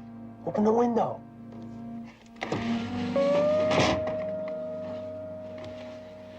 We'll use the front way, but I think your Aunt Grace might have punched me out before letting me in. Why would she do that? Because I think she knows about us. Us? There's nothing to know about us. Well, sure there is. I mean, you told her just the way you told me when you were sitting behind me in school. With your eyes. Look, maybe I did have a crush on you once. Once? Once? Now look what you did to those pretty eyes. Lester isn't worth one of them tears. Why did he do it? Well, you believe in fate, don't you? Fate is what saved you from that killer. Brought us together. Please don't do that. I can't think when you do that. Laurie, look, I don't have time to court you proper. I mean, the record company called and they want me back in L.A. by Monday.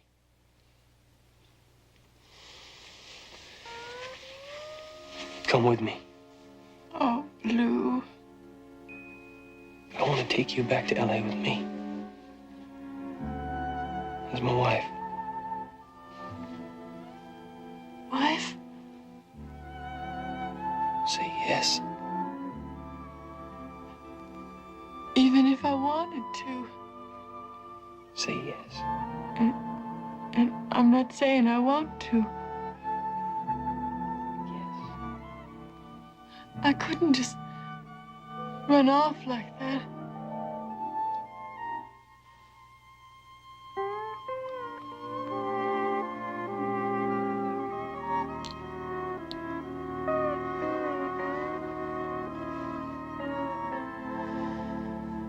Yes.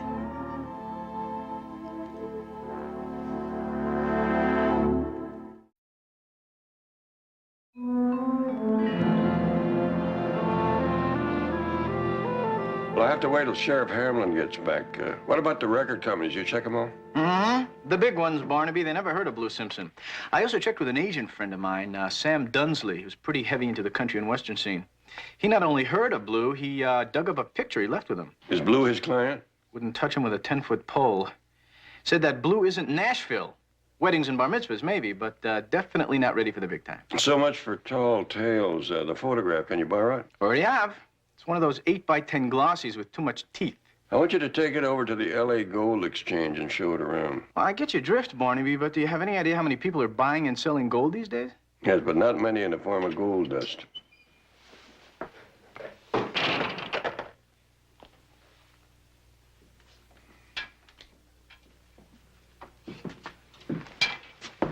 I finally got Sheriff Hamlin on the radio.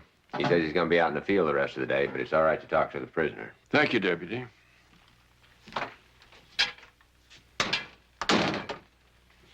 How's Laurie taking all this, Mr. Jones? Right as well as can be expected. Sit down, Lester.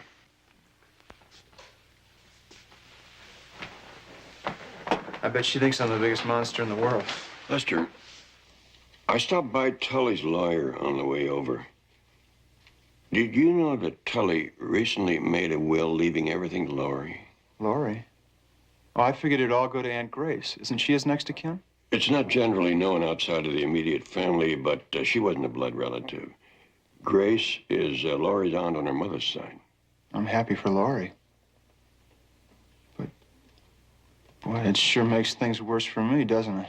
And it does occur to you that there are some who might say that you killed Tully knowing that your bride-to-be would inherit a gold mine? Is that what you think, too? No, Lester. But I am beginning to believe that it might be the reason that Blue Simpson got so interested in Laurie all of a sudden. Blue? Excuse me. Mr. Jones, Grace Claiborne's on the phone. She seems pretty excited about something. Oh, dear. Barnaby. Grace? Is she still here? She's in her room packing. Barnaby, you're her godfather. Talk to her. Tell her she can't run off and marry that rhinestone cowboy. Let me be alone with her.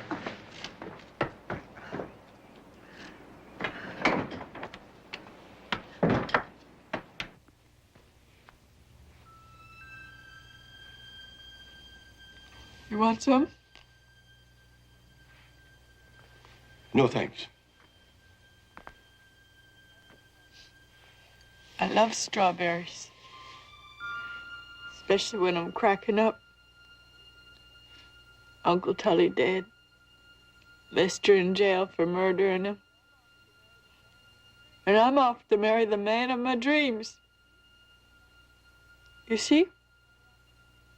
I'm going off my rocker.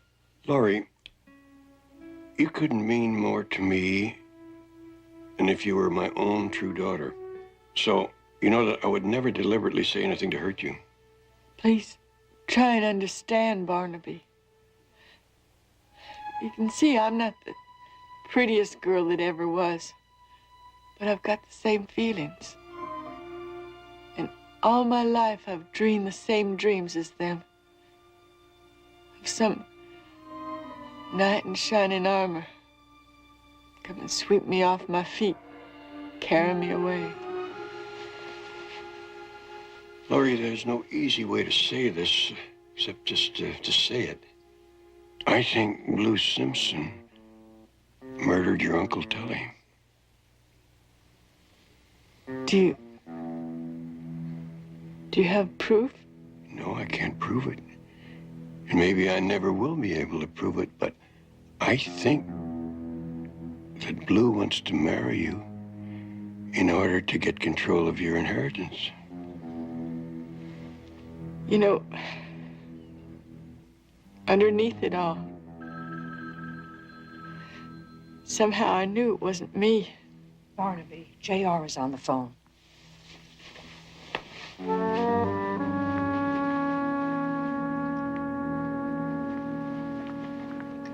Jedediah?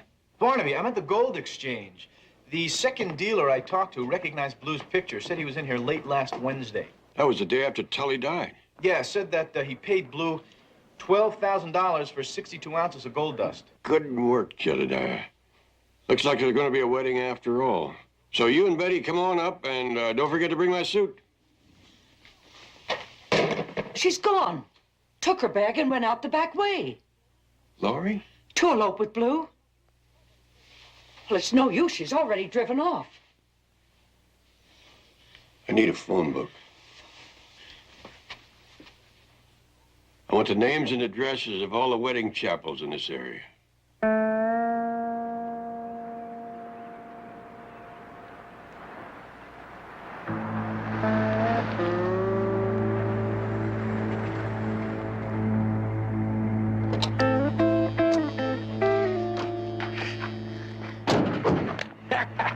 Well, like one rabbit said to the other rabbit, here we are. Oh, yeah.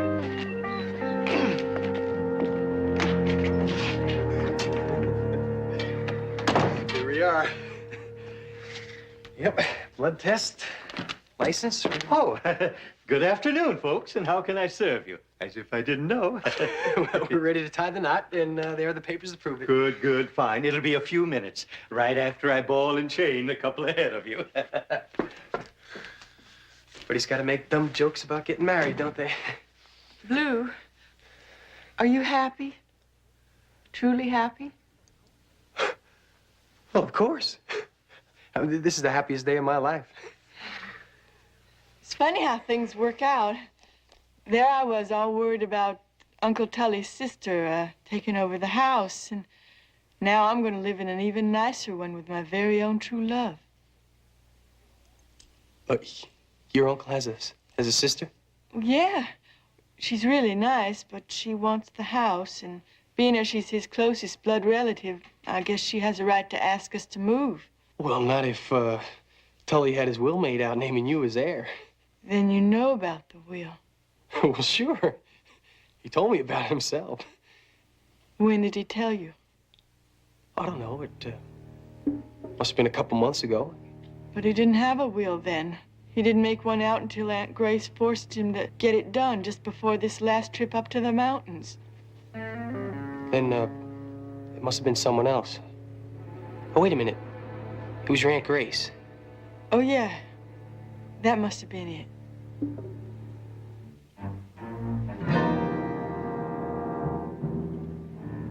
Well, I guess I better go freshen up. The ladies' room is that way. Oh, that's right. Hey, there never was a sister, was there? And life is just starting for you children, yes. Oh, the best way to Vegas is Route 15. And you can stop off at Barstow for lunch. Be with you in a minute, sir. Good luck, you two.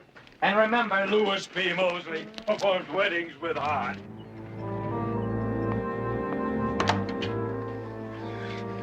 Now you just keep moving, nice and easy. Where are you taking me? Does it really matter? Lou! Hey, you just stay right where you are, or I'll kill her. Take it easy. Just let her go and you can drive away. Thanks, I think I'll get a lot further if she comes with me. Barnaby, he killed Uncle Tully. Shut up! You're gonna stay back, or she's gonna get the same thing right here and now. All right, at least let me calm her down a little. You don't want a panicky girl on your hands. Laurie, remember Snowball? Remember how he used to act when he'd get excited? Remember? What are you trying to pull, Jones? Snowball, Laurie. Remember? Hey, I'm warning you! Hold it! Hold it! You all right, Laurie? Yes. Go inside and call the sheriff. Hey, Snowball, what is it? That's a little dog I gave Laurie once a long time ago. Puppy had the habit of getting so excited when he was being fed that Laurie had this little joke she used to say, he always bit the hand that fed her. Not much of a joke, is it? And who gives this woman to this man? I do. Do you, Lester, take Laurie to be your lawfully wedded wife, to love, honor, and cherish for as long as you both shall live? I do. And do you, Laurie, take Lester to be your lawfully wedded husband, to love, honor, and cherish for as long as you both shall live? I do. By the power vested in me, I now pronounce you man and wife. You may kiss the bride.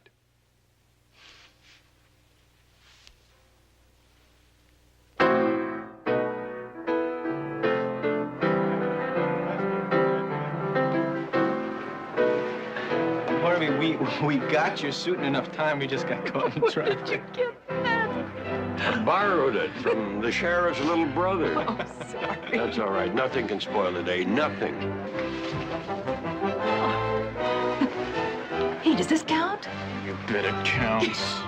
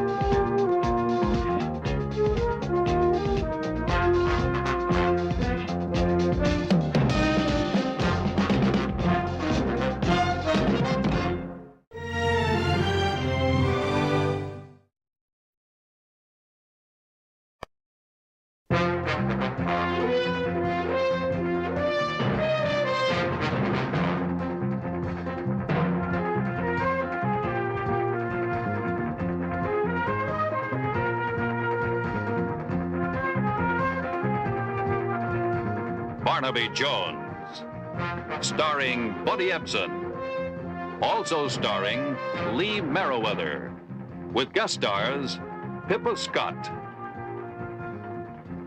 Murray Hamilton,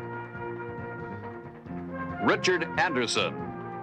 Tonight's episode, Fatal Flight.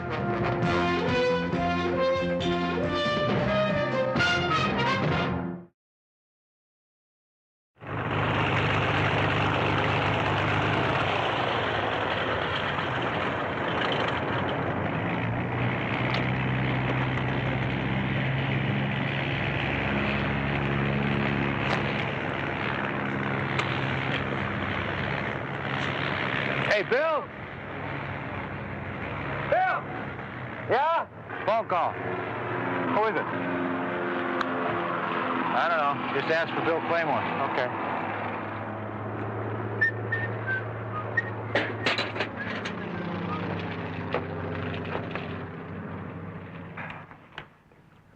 Hello?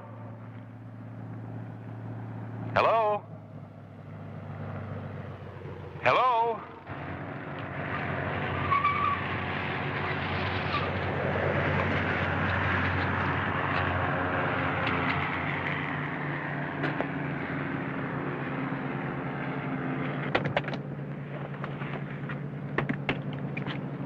Warmed up, Dan? Yep.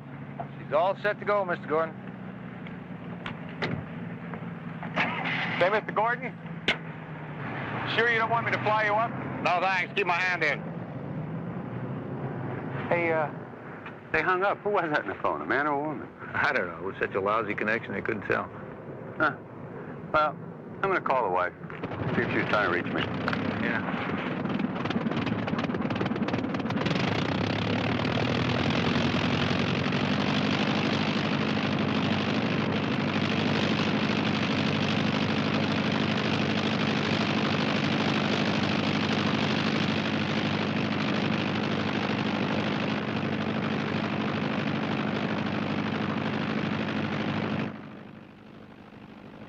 Field Tower. This is 7835 Romeo. Request permission to taxi to runway 35 left. 35 Romeo, cleared for takeoff.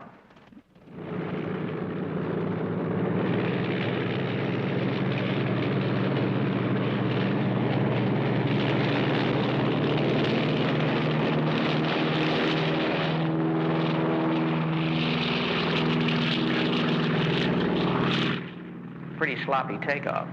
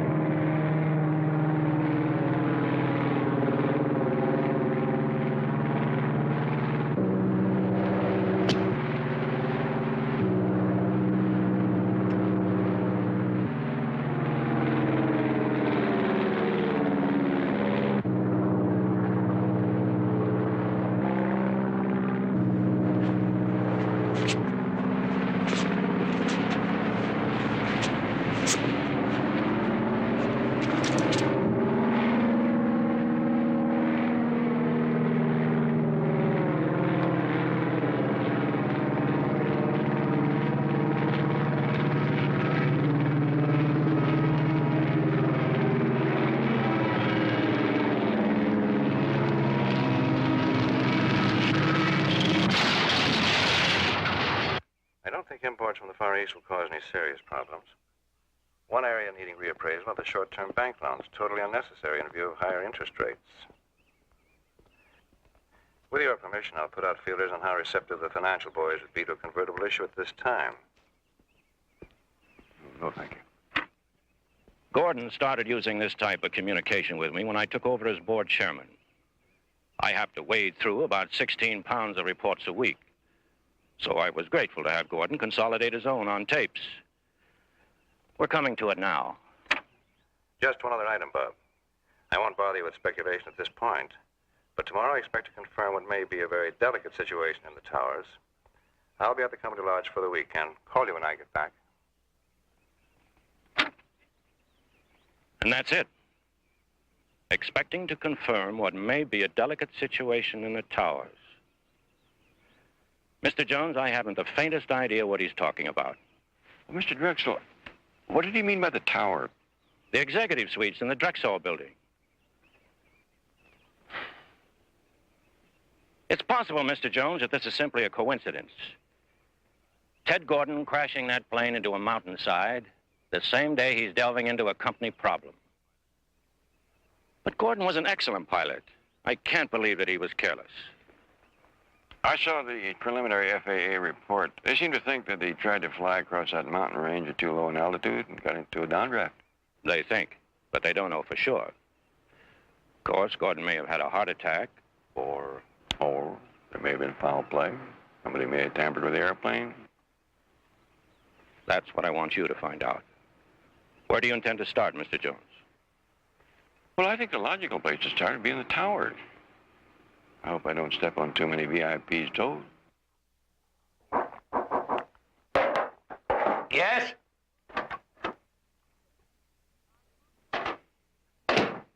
I've moved the board meeting up to the 5th. I think 2 weeks is a suitable mourning period. All due respect to Ted. Drexel talked to you about this man, Jones? Briefly. We're supposed to give him our fullest cooperation. I don't see why our own security people can't handle it. Yes? Mr. Jones is here, Mr. Balford. Show him in. Well, he's already in Mr. Gordon's office. Well, he asked for that office, and when I pointed it out to him, the door was open. He simply went into it. Ask Mr. Cassidy to join us there. We'll get this over with in one shot. I don't want Jones wandering around these offices wasting everybody's time.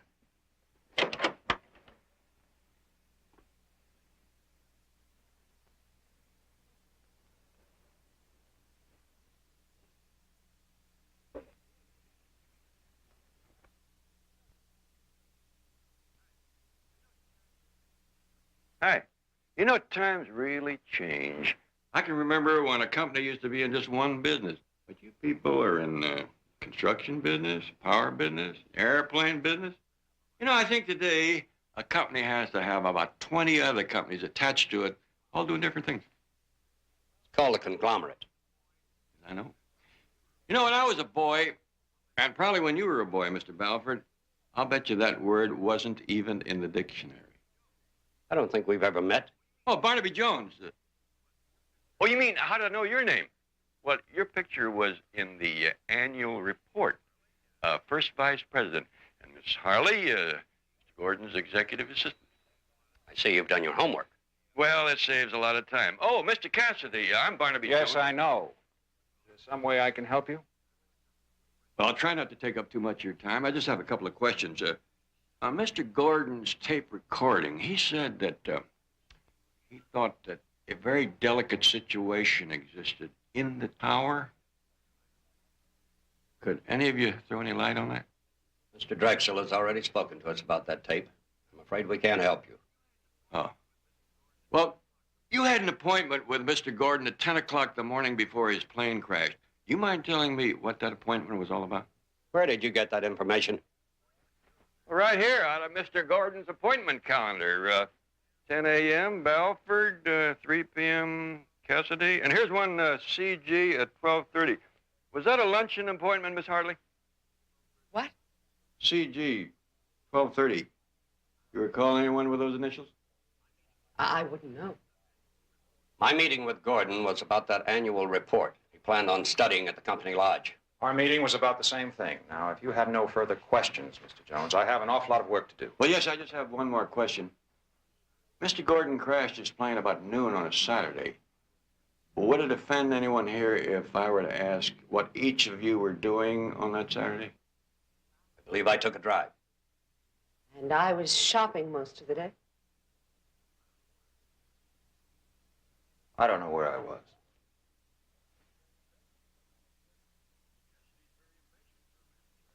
Mr. Cassidy's very impatient for a man in charge of research, but maybe that's what it takes. We'd all like to get on with it, Mr. Jones. Thank you very much for your time, Mr. Balford. Miss Hartley?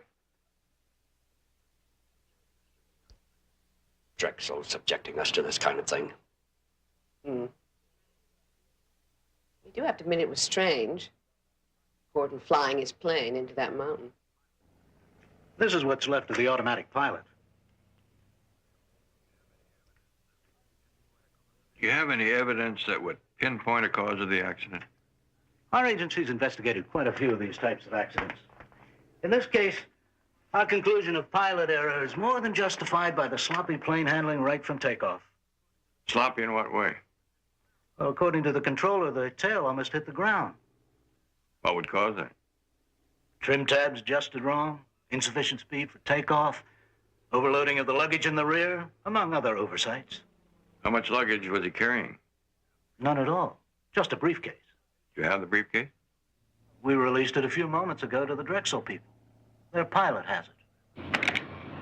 Probably charred, whatever he was carrying. Ah, it's just some burnt papers. Yep.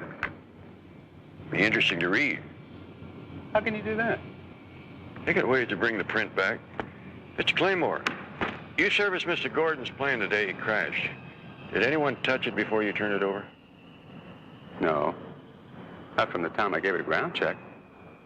Oh, Foley called me to the phone, but I wasn't away from the plane maybe a minute or so. It's a bad connection. Party hung up. Thanks.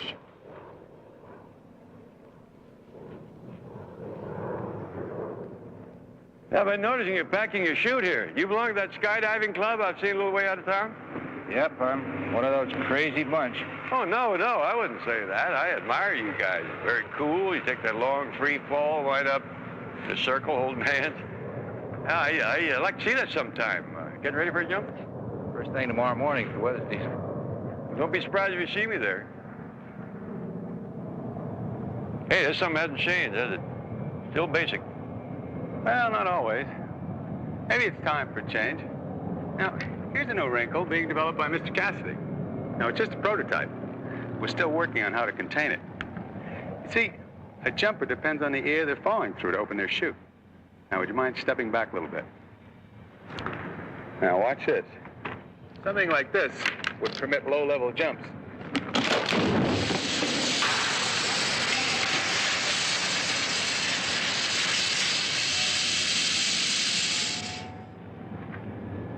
Yeah, that's really something. Split second, chute's full of air. Yeah, Mr. Cassidy's still tinkering with it, as he likes to say. You know, that's how he started with the company, as a research engineer. Hey, by the way, the FAA said that Mr. Gordon's takeoff wasn't everything it should have been. You know anything about that? Well, no, I was in the hangar on the phone with my wife. Hey, Dan, you saw the takeoff, didn't you? Tail dropped a bit. No big thing. Didn't seem unusual to you. Well, it happened. Could have been a crosswind. Can you get me a chopper and a pilot? Oh, sure. Looking at the pilot. Cut my teeth on him in Vietnam. You mind flying me out to the crash site this afternoon? No problem. Happy landing.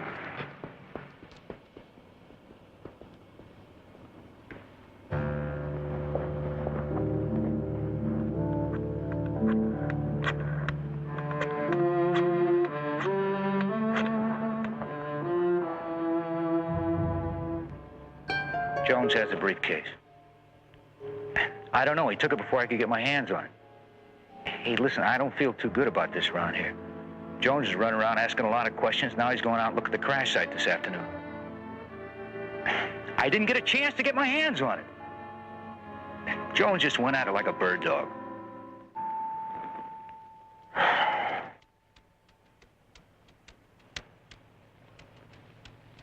Gonna have to name a little higher figure for that kind of work.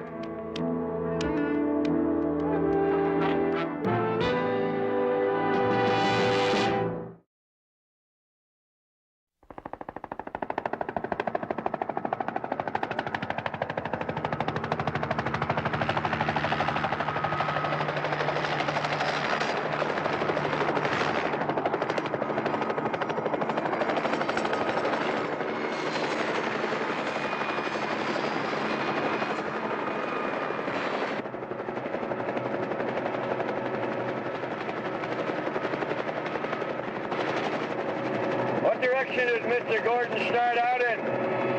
Well, we're on the same heading. That's Gables Pass directly ahead of us. Now, there's a private field about 30 miles north of that range. And the lodge is about 20 minutes more by car. And Gordon must have been underway about an hour. Yeah, just about. Now, we're at the point where he had to make his turn in order to end up at that mountain. Let's make the same turn. Right.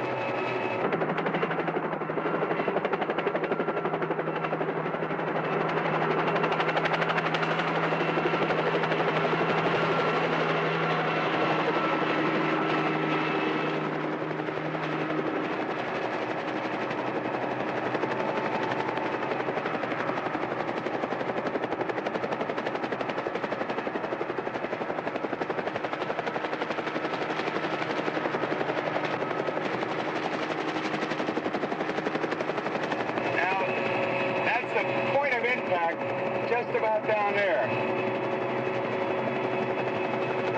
Mr. Claymore, I noticed a little clearing back there where we made our turn. You think you can set us down there? Yeah, I think I can handle that.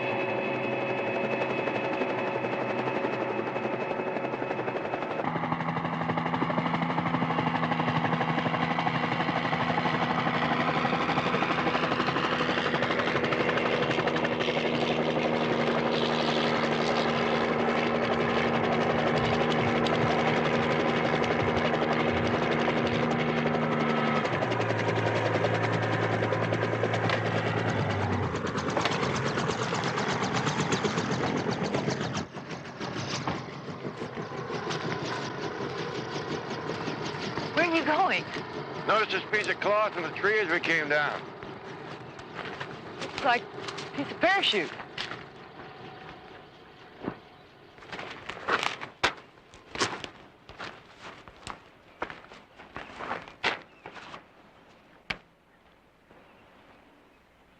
Looks like you did a little misjudging. I bet he landed here. Huh?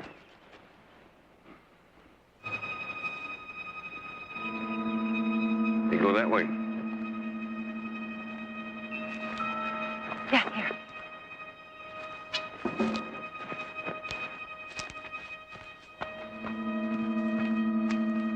I'll bet you one thing. He didn't walk 40 miles out of this forest.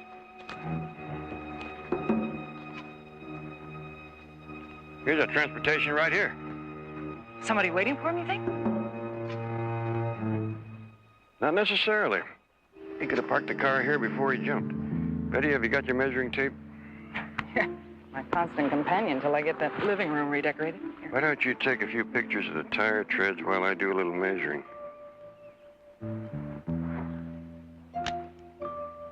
Pretty narrow track. You know, at first I thought my theory was a little far out, but somebody did land here. There's a lot of skydiving going on in these parts. Do you think that could explain it? Any jumper would try to hit that clearing. Be taking an awful chance for the sake of the sport. Take a close-up of that.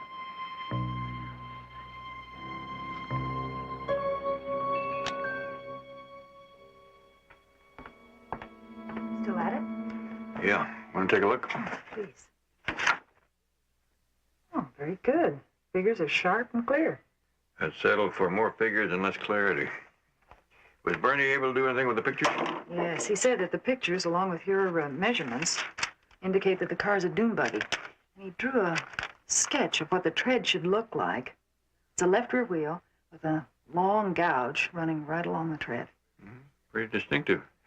Well, I'll be able to do something with that. Now, the first thing tomorrow, I want to check the members of the skydiving club, see what they're all driving. Then maybe we ought to take a ride out to the field and talk to Dan Foley. That Drexel mechanic's still bothering you, isn't he? Yeah, it keeps sticking in my mind. Why was he so nervous when he was talking to me? I always pictured skydivers as being a sort of a breed, cool, no nerve. You look awfully tired. Why don't you stay in town tonight? Exactly what I'm going to do.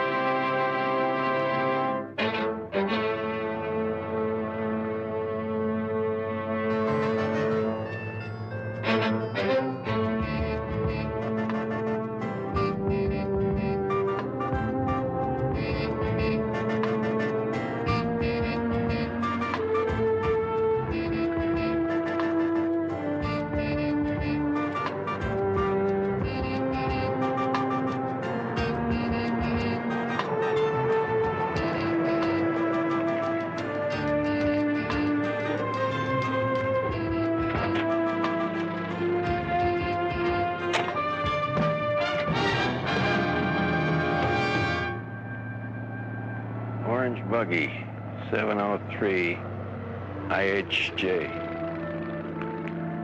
It's Daniel Foley, all right.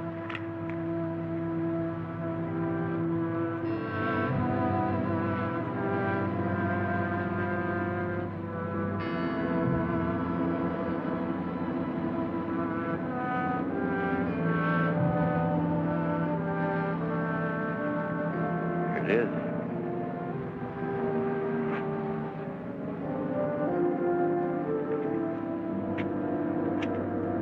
Better find Mr. Foley.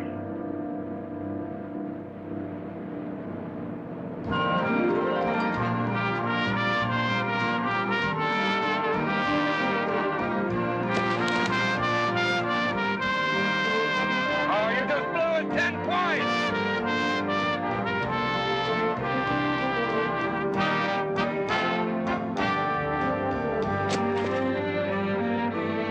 Yeah, right on, baby.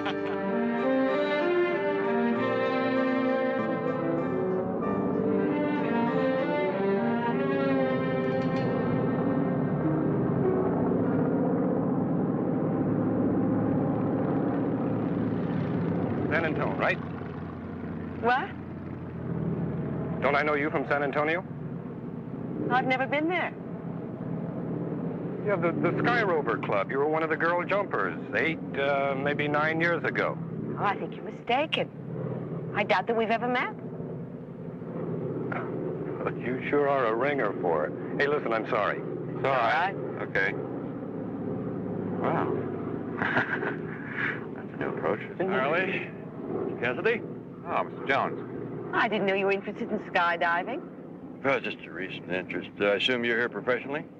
Yes, some of the jumpers are using equipment designed by our air safety division. So I understand. I've been reading a lot about Drexel Company lately, some of it very complimentary to you, Mr. Cassidy.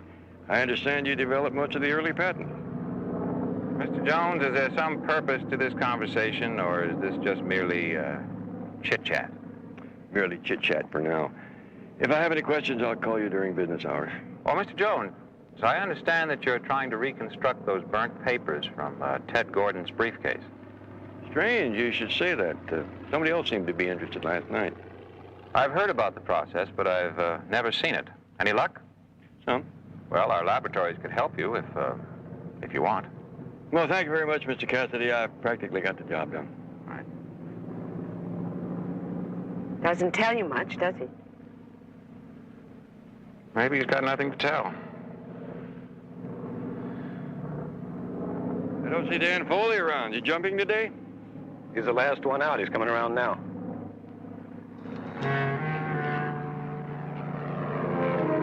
Thank you.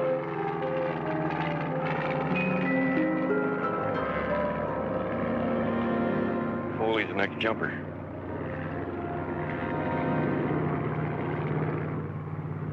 Barnaby, is there any chance that whoever shot at you could have nothing to do with this case? Anything's possible. But if it was Foley's buggy that picked up that jumper at the clearing, our little talk should be very interesting.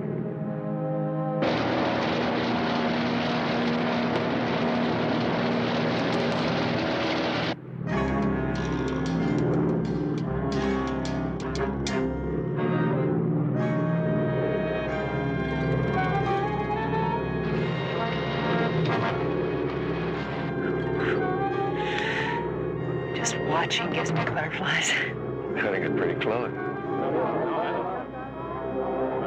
Get it open!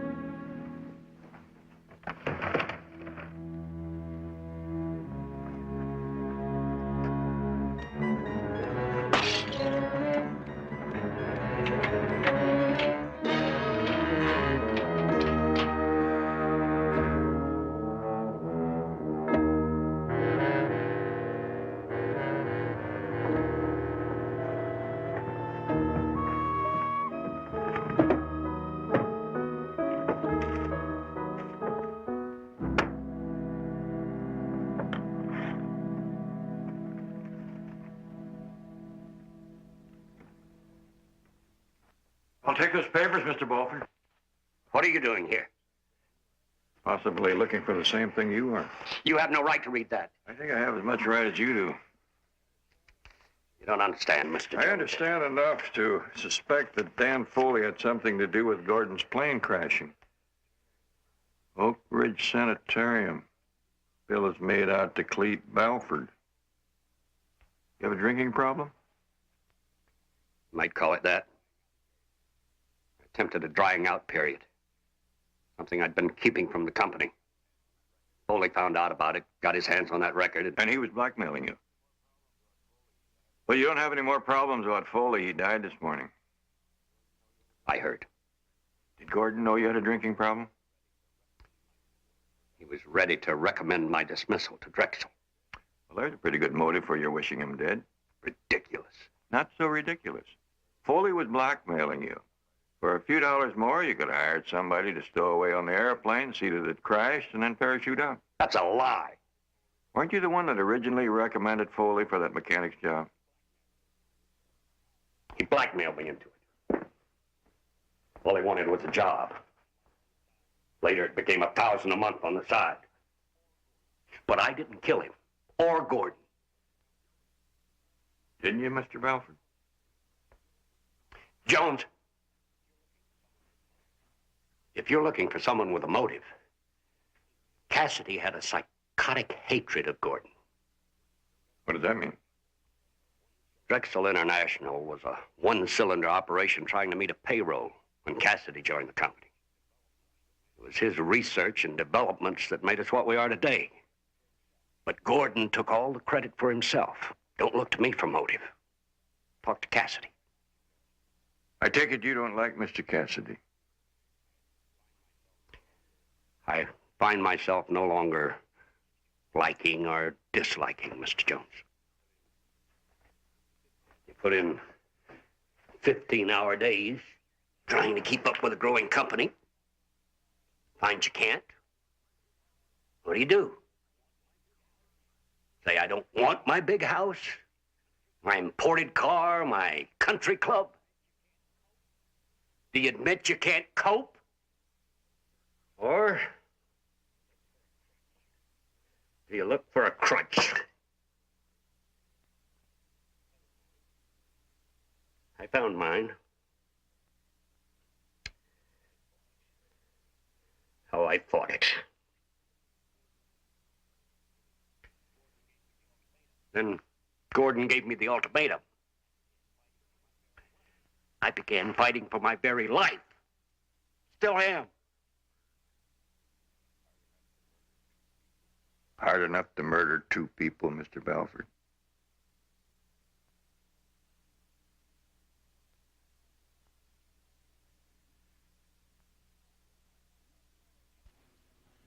Would Mr. Gordon have kept a personal file on unrelated business expenses? Oh, not that I'm aware of.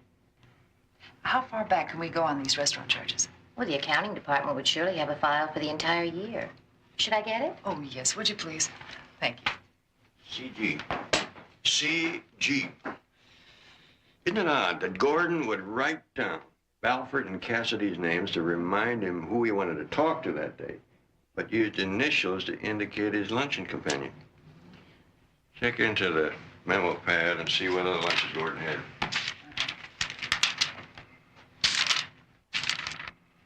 Here, June 19th, lunch, F.I. Yeah, the restaurant charge slip there for that day. Here we go, June 19th. He had lunch with Thomas Carrington. Thomas Carrington. It's TC, not F.I. What's the name of the restaurant? Firelight Inn.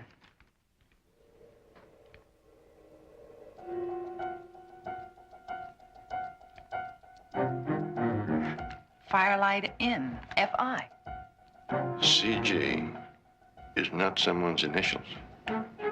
It's a place.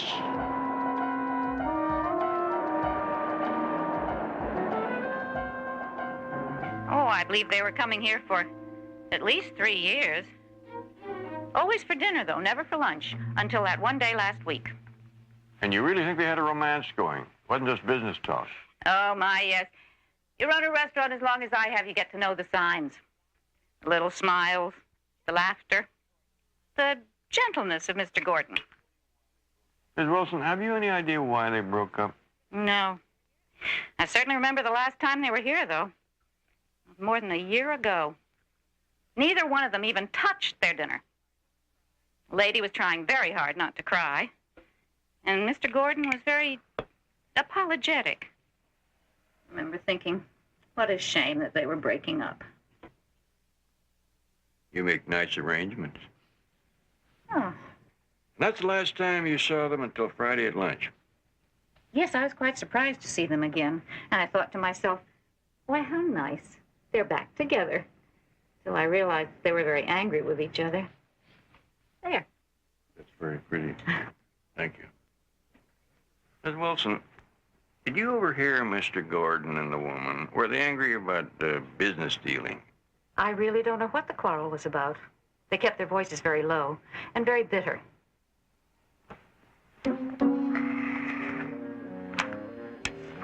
Is this the lady? Yes. Yeah, that's her.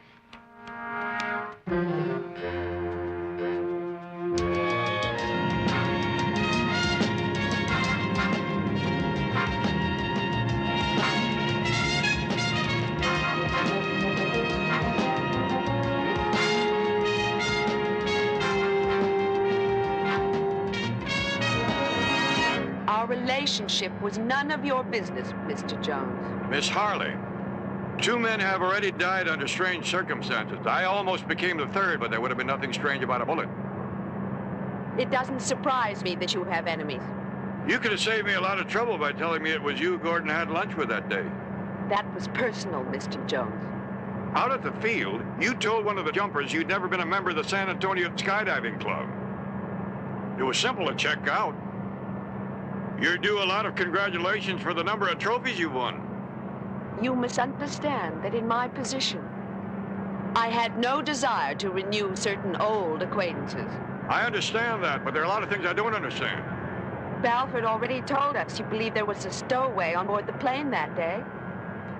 Why don't you go to the police with that theory? Because that's all I have is a theory. A motive is what I'm looking for. And now you have my motive for killing Ted Gordon. Our affair on the rocks, his refusal to marry me. That's very interesting, Miss Harley. I didn't know that Gordon had refused to marry you. What was that lunch all about? He wanted me back. On his terms. Still no marriage, but in its place stock options. Like a common... Well, perhaps not so common, but equally degrading. You say we argued over lunch that day. Argue is a mild word. I could have killed him. Right there at the table. And now, if you'll excuse me, I'm already late for a meeting.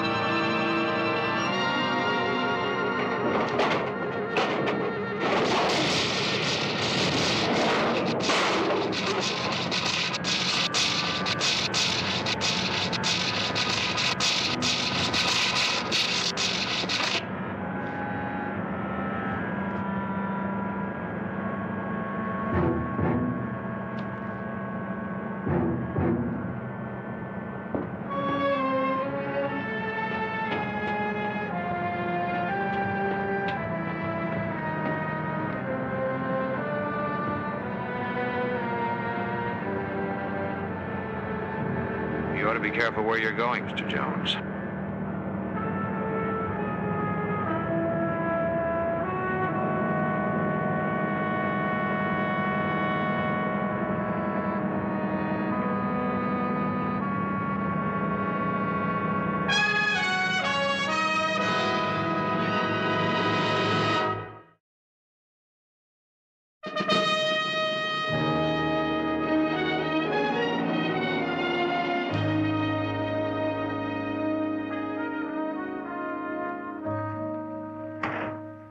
Thank you very much, Mr. Carr.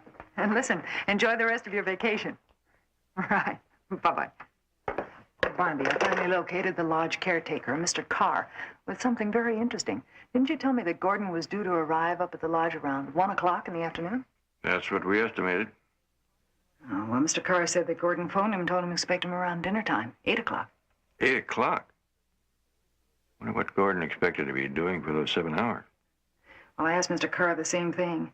He said that he felt that Gordon was going to make a stop by Drexel Records building, which is about a 20-minute drive from the Lincoln Meadows airfield. Records building? Mm-hmm. It's a computerized center. You push a button and anything that Drexel International is involved in comes out in a few seconds.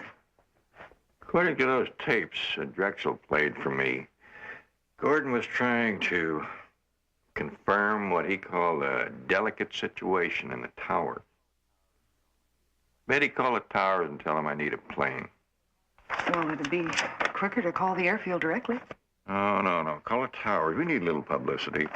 Tell them I need a plane to fly me to Lincoln Meadows Field, and then I want a car waiting for me to drive me to the records building. Barnaby. Anybody was worried about Gordon getting there with these figures, you ought to be doubly worried about me getting there.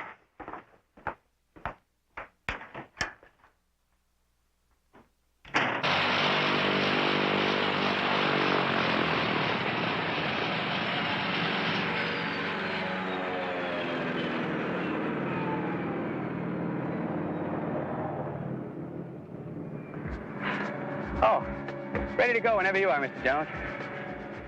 You expecting someone else? I'm not sure. Can you give me a couple of minutes? Oh, take your time.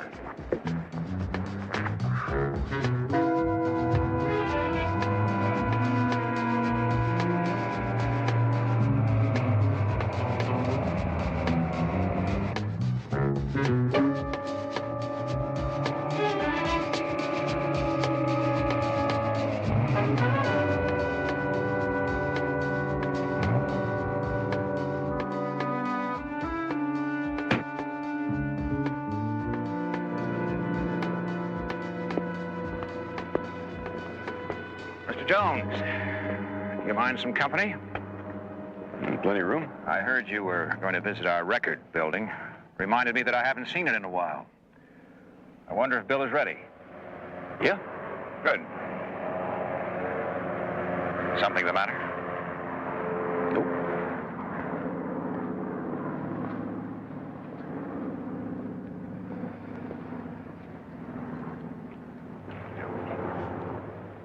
Go.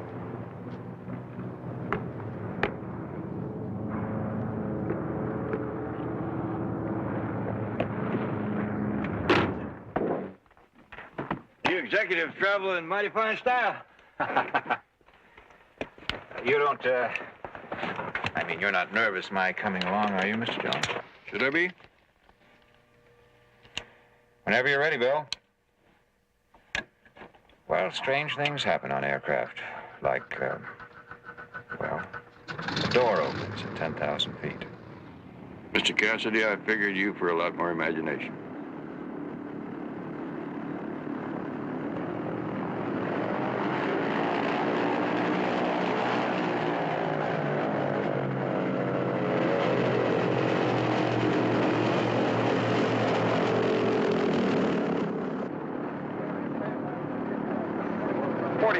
Whiskey cleared for takeoff.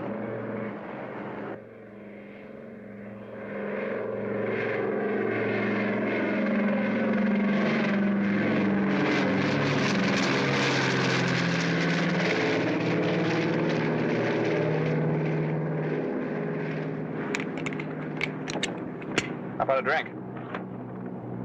Not for me, thanks. Mr. Cassidy, isn't it true that you disliked Theodore Gordon? No, I didn't dislike him. I despised him. He took credit for all of my ideas and my talents. He tossed me fancy titles like you toss bones to a dog. Second vice president of Drexel International doesn't exactly sound like throwing bones to a dog. It's all relative, isn't it, Mr. Jones? Cheers.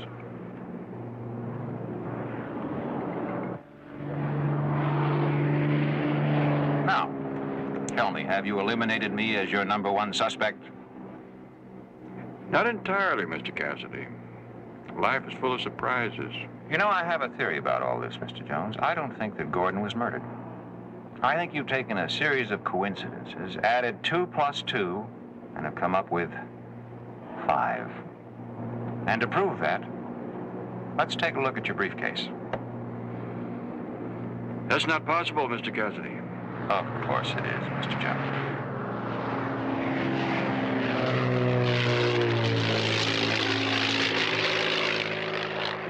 Something wrong here. We're not due to that field for half an hour. What is this, sweet? I'll have that gun, Mr. Jones.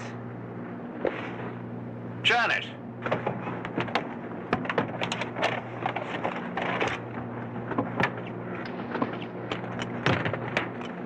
Sit down. Buckle those seatbelts. I hadn't planned on you being along, Frank. The first time worked so well, Miss Harley, you figured it earned another try. Janice, what are you doing? All those years I've been living on promises just like you, Frank. But I had nothing to fall back on. A woman scorned. Murder does seem a little extreme, doesn't it? You know perfectly well that wasn't my reason for killing Gordon. It was his life or mine. I'd have gone to prison after he had those records checked. Janice, we're losing altitude. We're on a glide path right to those mountains.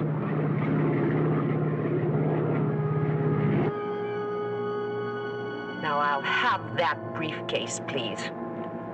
Actually, Miss Harley, there's nothing in the briefcase that would interest you. Slide it here.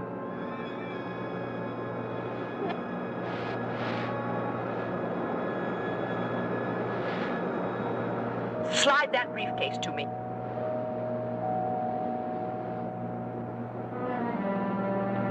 Frank?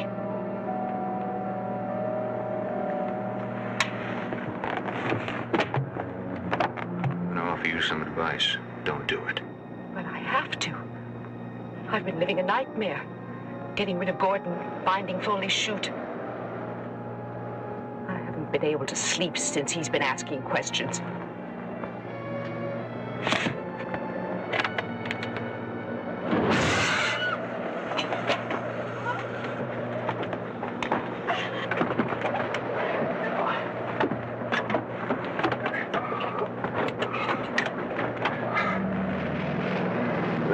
Buddy, you all right? Yeah, I think so.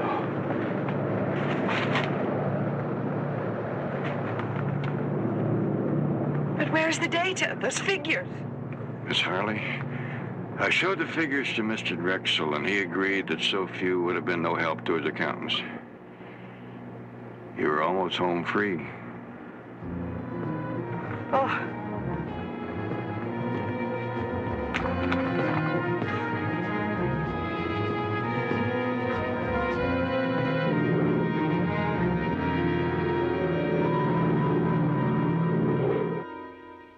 Total loss is expected to be about $1.5 million. Mr. Gordon's signatures were all forged by Janice, of course. The payment's going directly to the bogus mining exploration company. And that's it. Disbursements for non-existent field work. Janice Harley cashing the checks and building up a tidy bank account. Nobody questioning Gordon's signature with Janice handling the details. Any questions, Mr. Jones? Yes, I have a question for Mr. Cassidy. But before the question, I'd like to congratulate the new president of Drexel International.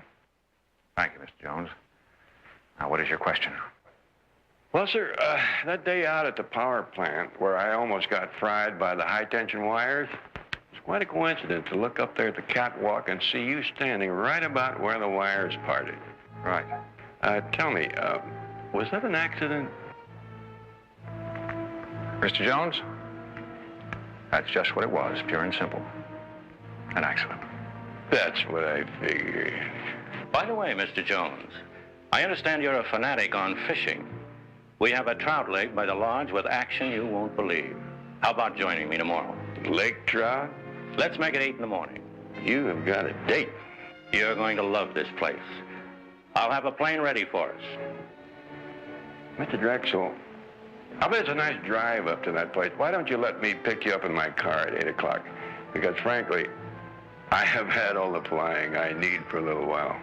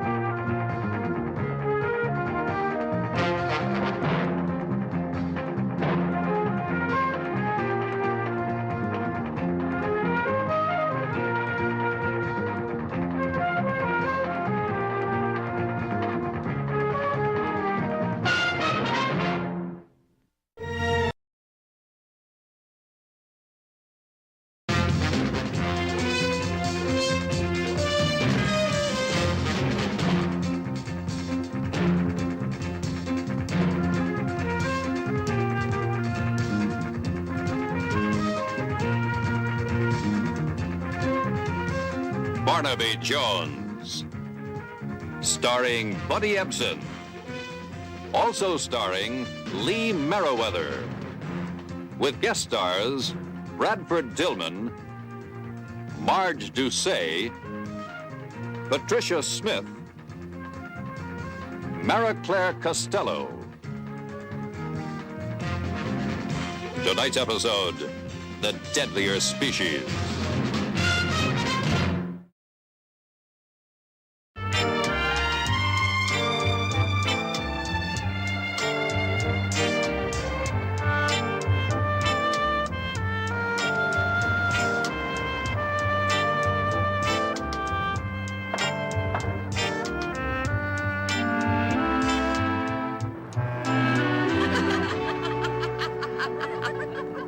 You can laugh all you want to, but I felt like a teenager.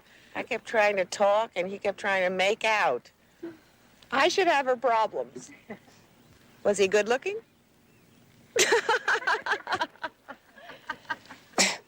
Well, I think Nicky makes a very good point, Helen.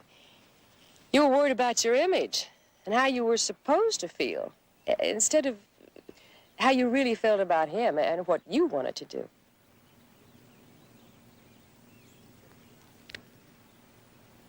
Tell me, Robert, what is it?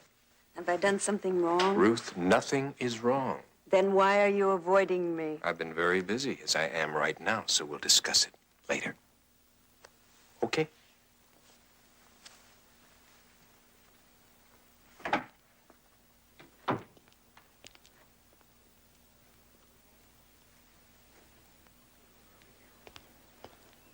Aren't you a little early for your appointment, Mr. Lockman? I'll just chalk it up to the impatience of impending retirement. Tomorrow, after 30 years of practice, I'm closing my law office. Well, is Miss Blake available? No, but she asked that I speak with you. Ah, fine. Well, in phasing out two of my clients, I came across some discrepancies that I thought you could help clear up for me. Discrepancies? I don't Yes. Understand. Madeline Howard and Helen Wrightson. I believe you handle their financial investments. Well, I give them advice, but Sylvia Blake, our director, is adamant that the women here at the center be captains of their own ships. Admirable woman, Miss Blake.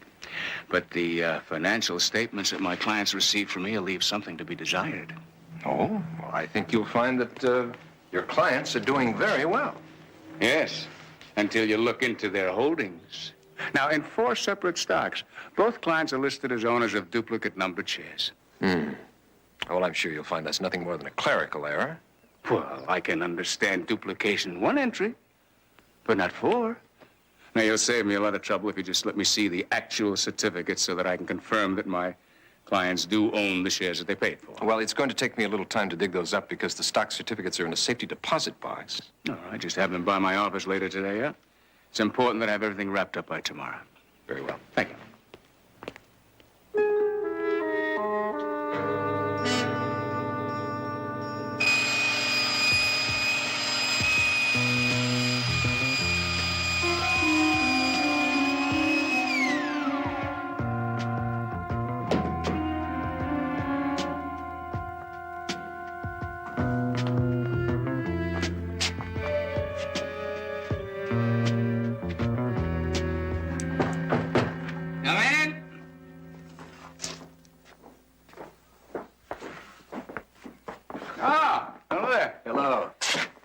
there was nobody here to let you in at this hour.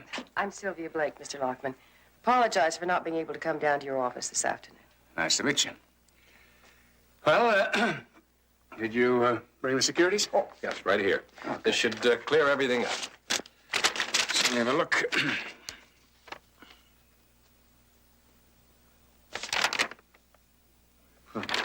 This is just a list. I mean, this is no better than the one I have in my den. I need proof, Mr. Travis. Don't you understand that I have to see the actual securities? But Robert assured me that with a short I'm amount sure of time... that it's just going to take me a few days to get my hands on the certificates themselves.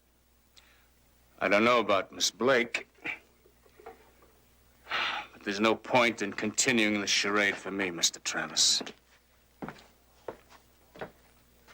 Charade? Well, when you didn't show this afternoon, I tried to clear the situation up alone. I called the various companies, and there's no sales record of anything to either of my clients. The only record is to a house account registered in your name and Miss Blake.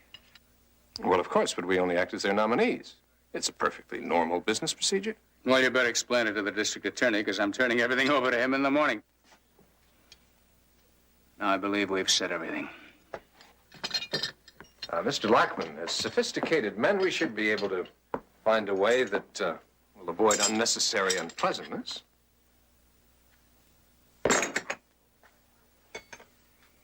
I mean, oversights happen, but we'd be willing to share the benefits that came with this particular mistake.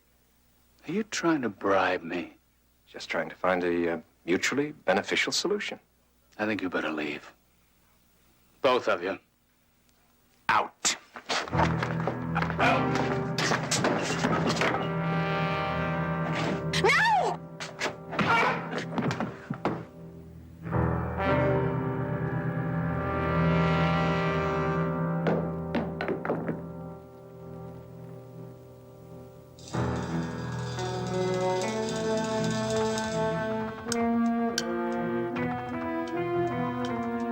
Robert, he's dead.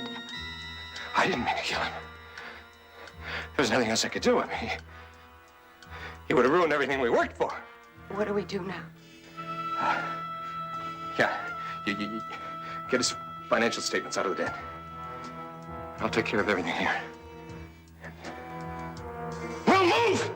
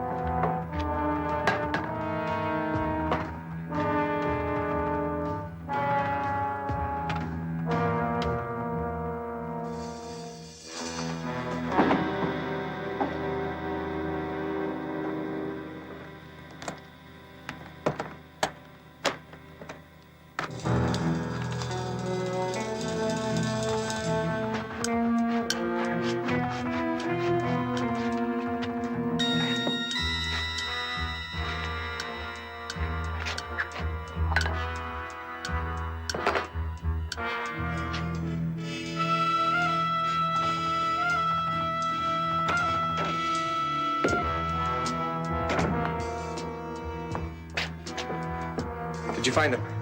Yes.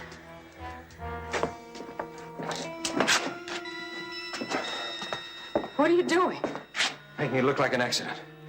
He was caulking the underside of the boat. One of the braces gave way, and it fell on him. Stand back.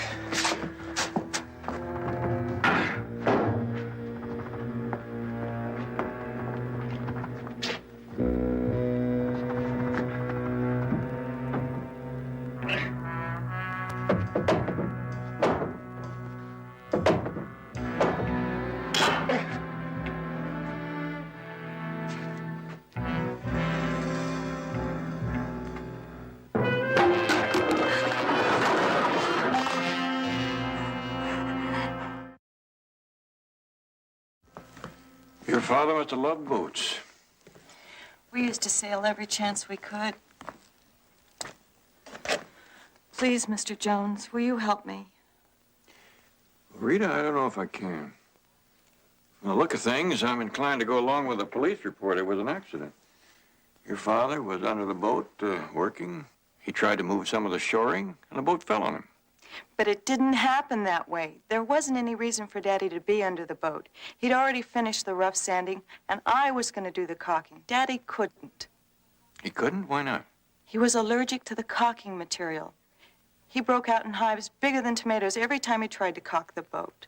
Well, now, you know, there's nothing that upsets my stomach more than dill pickles. Yet put me down next to a hot pastrami sandwich, and I still reach for the pickle. Daddy was hospitalized last year. They warned him another allergic attack could be fatal. From what you told me about your father, he didn't sound like the kind of a man who would ignore that kind of medical advice. Then will you investigate his murder, Mr. Jones? I'm not ready to call it a murder. But there is a question here that ought to be looked into.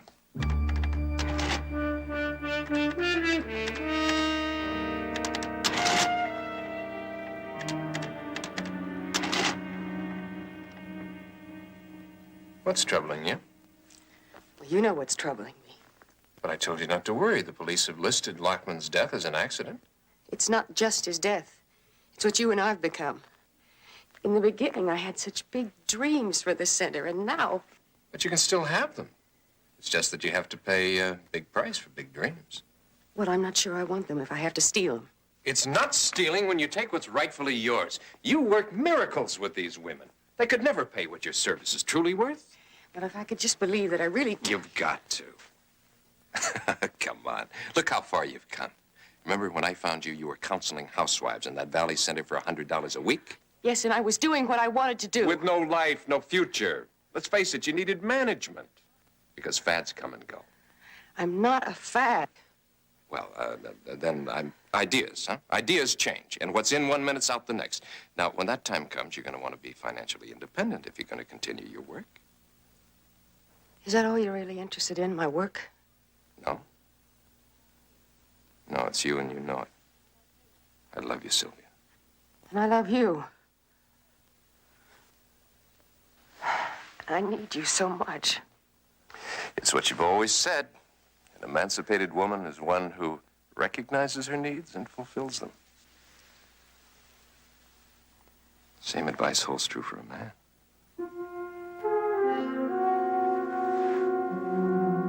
Thank you.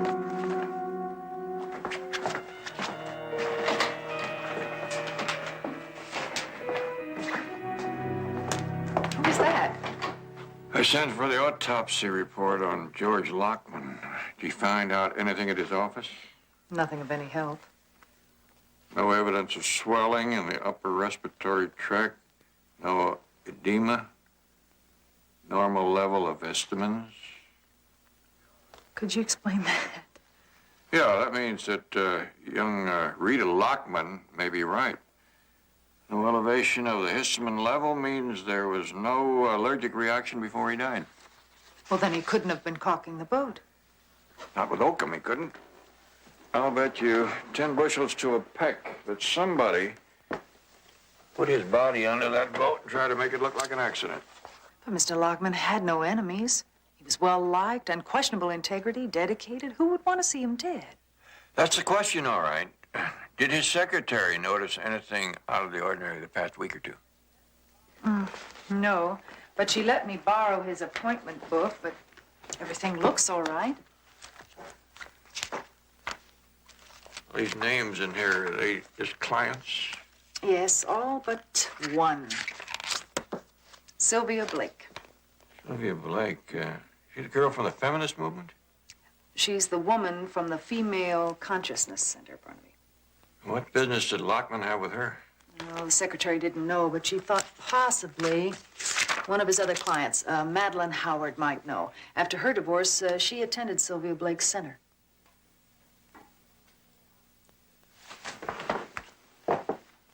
Listen, if you're headed out to the center, be careful. Sylvia Blake may just brainwash you. It's too late. Mrs. Jones beat her to it 30 years ago.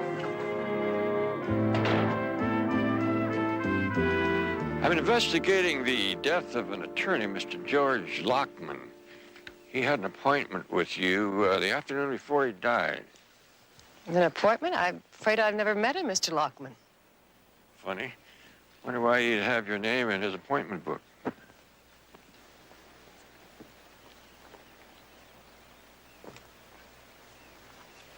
Sylvia, these need signing right away. Okay.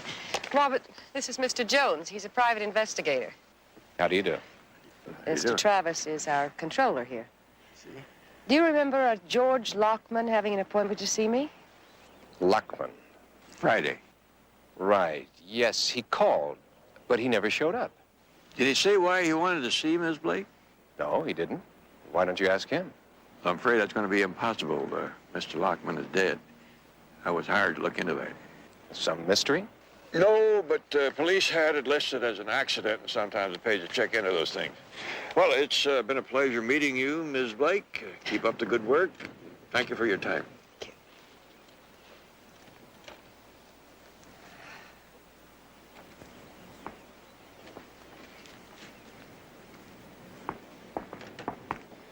Robert, I waited for you until midnight last night.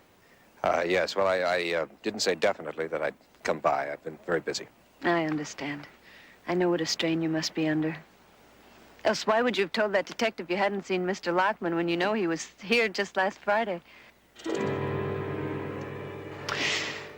Oh, Robert, we do need each other, don't we? Yes. I suppose I have been neglecting you. But no more, Robert. Hmm?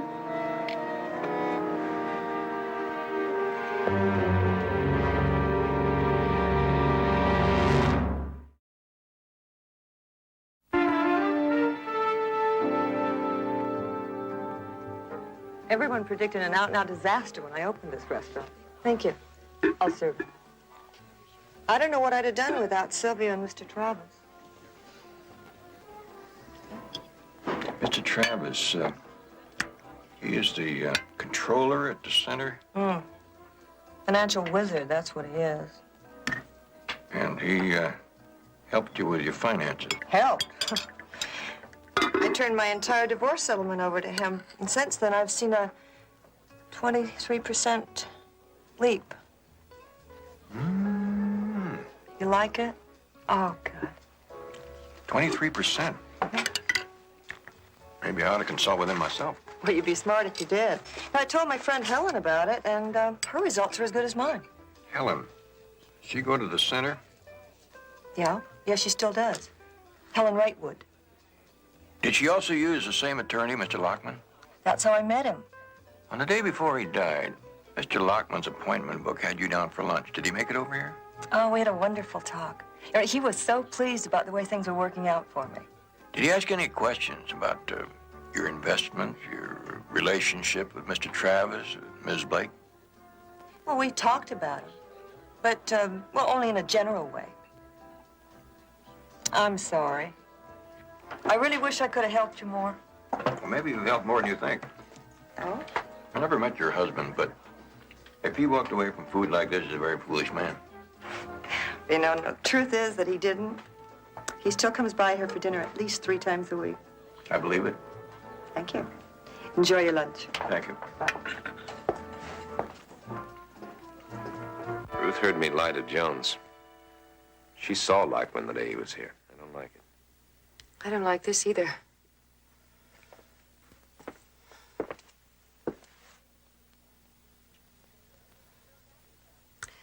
I checked Mr. Jones out in town. He's good. Has a reputation of being a bulldog. Never lets up. Madeline's quite a cook, isn't she? I haven't tasted stew like that since my grandmother used to let the pot simmer all day over a hardwood fire. We both owe Sylvia a lot. You should have seen the shape we were in when we got here. You planning to stay here much longer? Oh, I'm coming down the stretch. Have to get a little more nerve to face the outside world again. But Sylvia's taking care of that. What I understand, Mr. Travis is taking care of your finances. You should see my last statement. I'd like to. That is, if it isn't too personal. Why not? I'm sure he wouldn't mind. What for? Not that I mind, of course. Well, Miss Wrightwood said she didn't mind. I'm just wondering why you wanted to see her financial statement, that's all. Well, I think I may have found the reason why Mr. Lockman intended to see you that day. Thank you. He had a talk with both his clients, Ms. Wrightwood and Ms. Howard, about their investments. Well, they could have shown him their own copies. Perhaps that's what happened. He saw their copies and decided not to come all the way out here. It's very impressive. You're quite a money manager, Mr. Travis. Well, we're all very grateful to Robert. Financial success helps a woman have much more confidence. It doesn't hurt a man's confidence either. Well, you know this area. Is any place out here Mr. Lockman may have decided to visit on the day he intended to see you? I don't know. Why do you ask? Well, there's a filling station down the way here that has a credit card receipt for some gas that he bought on that day, and I was just wondering where he went. It depends upon what he liked. There's hiking, boating, lots of scenery to look at. Well, I had the impression that Mr. Lockman intended to view the scenery from the deck of his boat. Now, you'd think he'd hurry and finish his business so he could get to it, wouldn't you?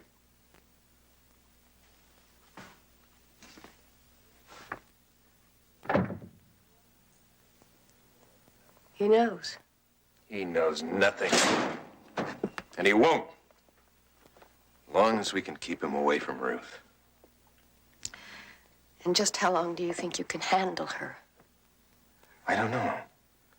She said it nicely, but it still comes out blackmail. And there's only one way to handle that. No. Shh. Trust me. Trust me. Ruth's made it easy for us. It's all set up. Where? And how?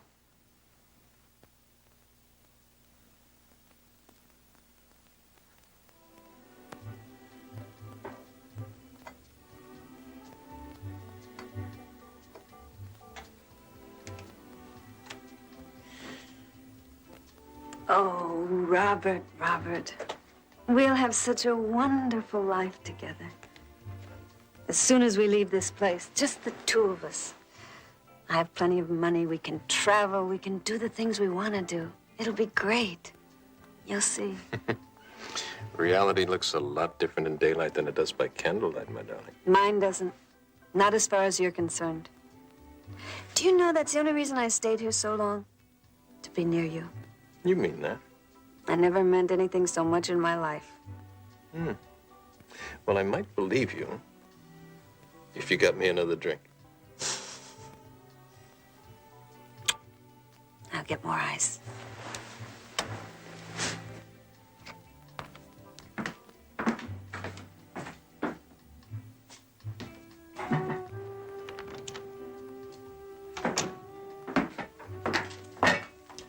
Who's out there? Sylvia, what are you doing here? Well, I just thought I'd stop by. Sylvia, you...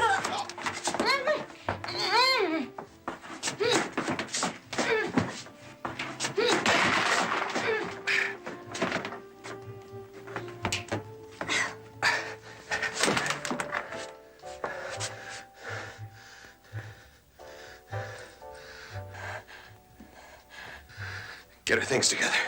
There's still a lot we have to do. Come on, move!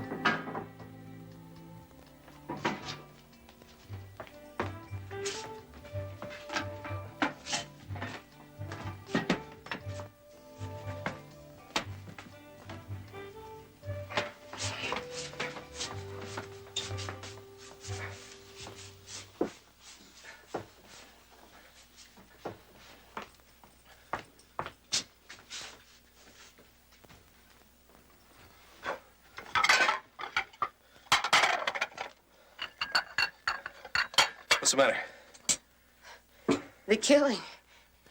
It's getting easier, isn't it? We did what we had to do. No more, no less. It's over now, so forget it. You bring the car around, then you help me finish up here. Come on!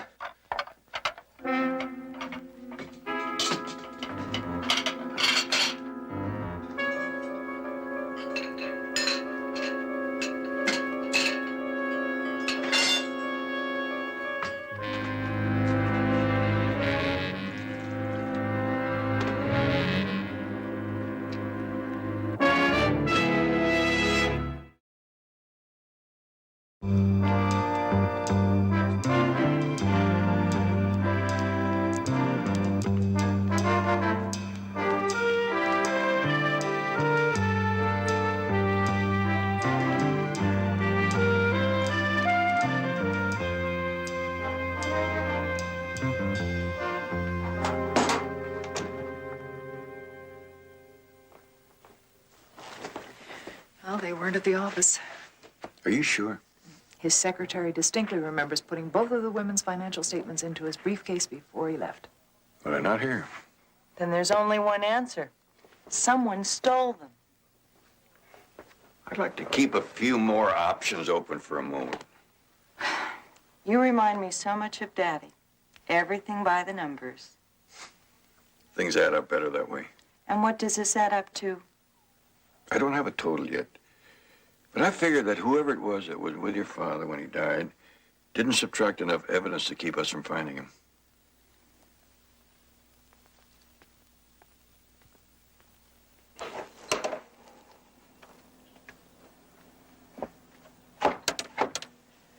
Barnaby, you sound as though you're convinced that Lockman was murdered. Well, I can't be positive, but I got a feeling there was something in those statements that sent Lockman out to Sylvia Blake's center. I still can't believe that Sylvia Blake is involved. Well, I could probably prove it to you if I knew what they were up to. But without those original statements, I'm in the dark, and there's no way for me to get a look at them. Right. For you, there isn't. Meaning? Oh, just that I've always wanted to take some courses out at Sylvia Blake's. Forget it, Betty. Barnaby, they don't know me out there. No, it won't work. Besides, it's too dangerous. If they kill Lockman, they wouldn't hesitate to kill again if they had to. It's the only way. So I'm the only person who can get those files for you. No, Betty. Barnaby. Absolutely no.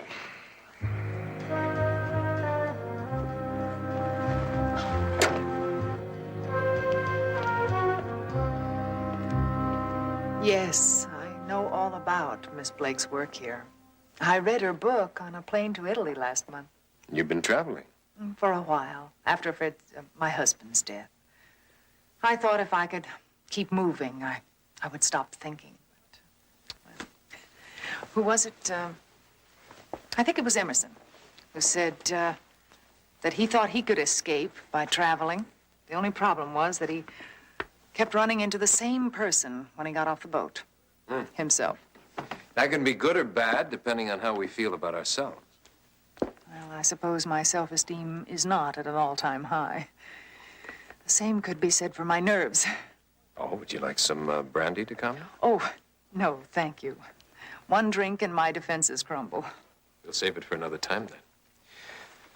Oh, Miss Blake. Ms. Enright is recently widowed, and she's interested in attending the center. Well, tell me, Miss Enright. Oh, please. Betty? Sylvia. I overheard you telling Robert about your defenses. Is this some personal kind of NATO? Oh, you might call it that. I'm afraid I've kept my feelings locked in an emotional straitjacket. Well, that's not very unusual after a loss like yours. Well, to be perfectly honest, it was happening while my husband was still alive. Poor Freddie thought money was the answer to everything. He had made a fortune by the time he was 30, and another by the time he was 40, and 45, a heart attack. And you didn't have anyone to turn to after he died? We're both orphans. I wonder if that was Fred's problem. I know it's still mine. Any children? Never were on the agenda. Sylvia, I'm lost. And I feel the answer is here with you in the center. Well, it's just that we're very crowded right now. Why don't we see if something can't be done? If it's a question of money, I'll pay anything. Suppose we call you. My number's on the application form. Please, try to find a place for me. Thank you. Is that made in heaven? A widow, a fortune, no heirs or relatives, and you let her on just right. I wasn't leading her on. I just felt sorry for her.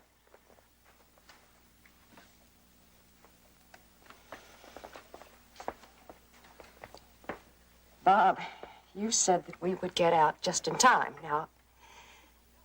Now, I know it. I can just feel it in my bones. Just as soon as we put the icing on the cake. What do you mean? Betty Enright, our last hurrah. And then we're through. I promise.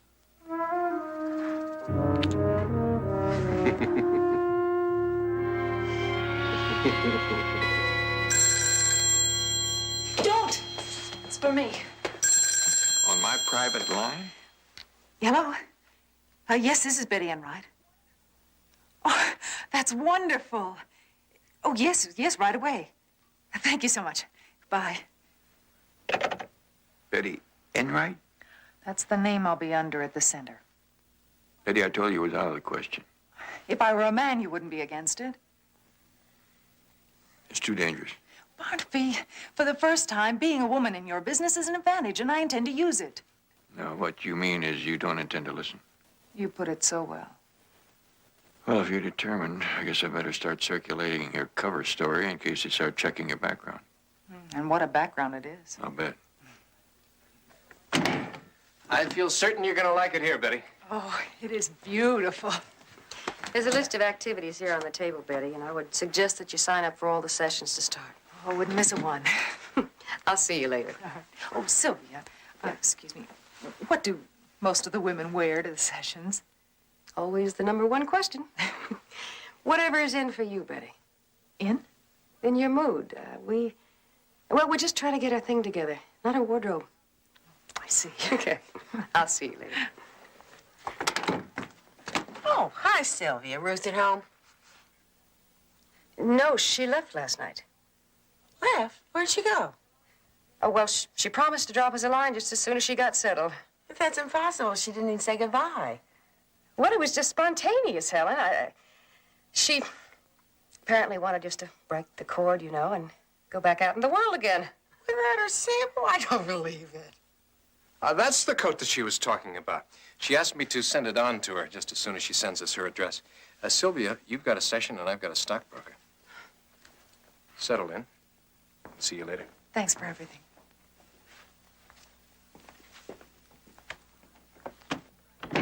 Hi, I'm Helen Wrightwood. Can I give you a hand? Betty Enright, I'd appreciate it. Thanks. Could you? Yeah.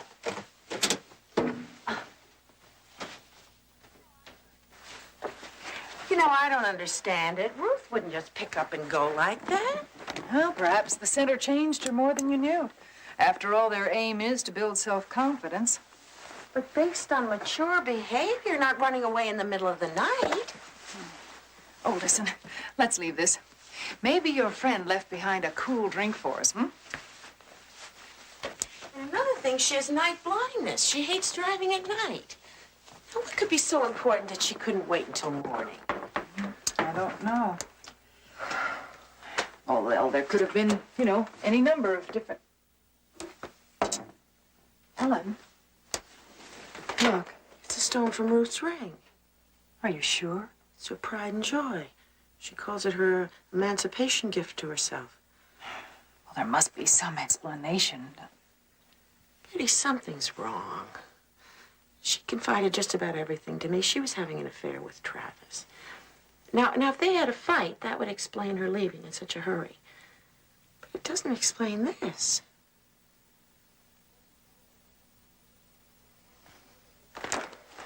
Where are you going? To find Sylvia and get some answers. Helen, if something is wrong, remember, Sylvia and Mr. Travis told you that she left. Don't you think that we'd have a better chance of getting to the truth if you kept your suspicions to yourself for now and until we find out more about Ruth's disappearance?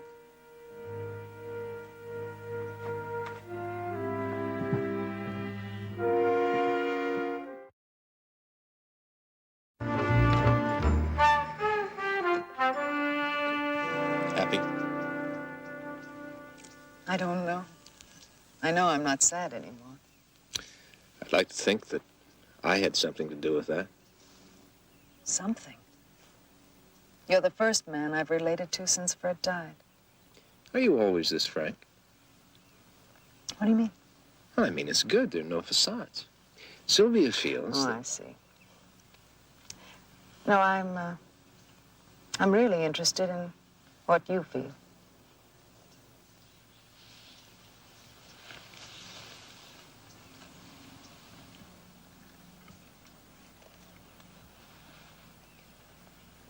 I didn't offend you. Oh, you just shook me up a bit. Right down to my bootstraps. Robert, please, I'm getting confused. But is that bad? No. It's the nicest feeling I've had in a long time. But Well, what's wrong? Well, if you'll just give me some time, I'll think of something.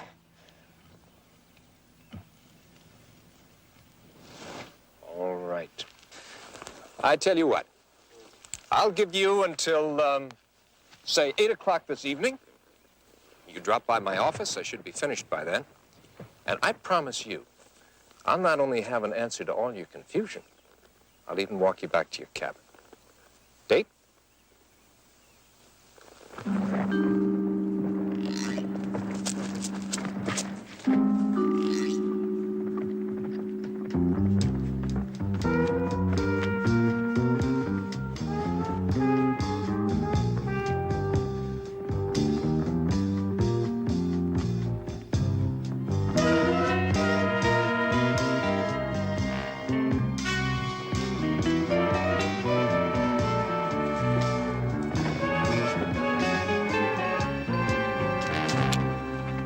You're 10 minutes late.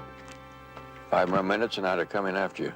I'm sorry, Barnaby, but I'm afraid this goes a lot deeper than we thought. One of the women here, a Ruth Granger, has disappeared. Or at least so a friend of hers thinks. What made a friend suspicious?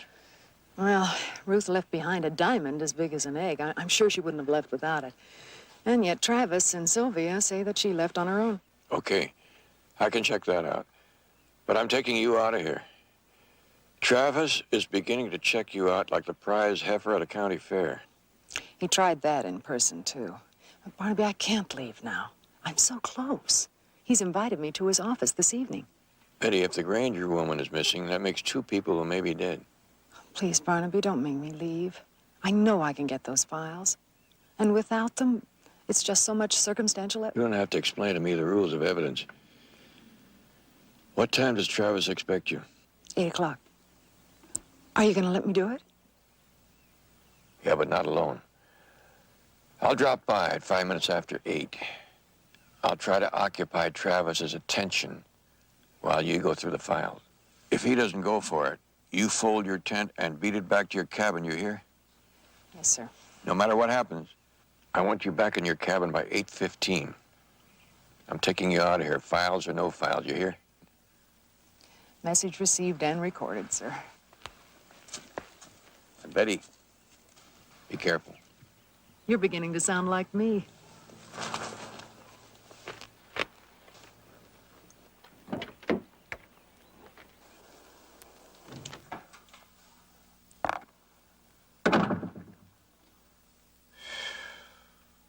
Betty, you look wonderful. Here I thought investment counselors were only interested in numbers. Not always. But there will be one happy woman tomorrow when she gets a look at this statement. I heard the women say that you're a financial wizard. I don't know about that, but the numbers in these portfolios all seem to be going in the right direction. But I don't want to bore you with talk about money. Oh, it's not boring.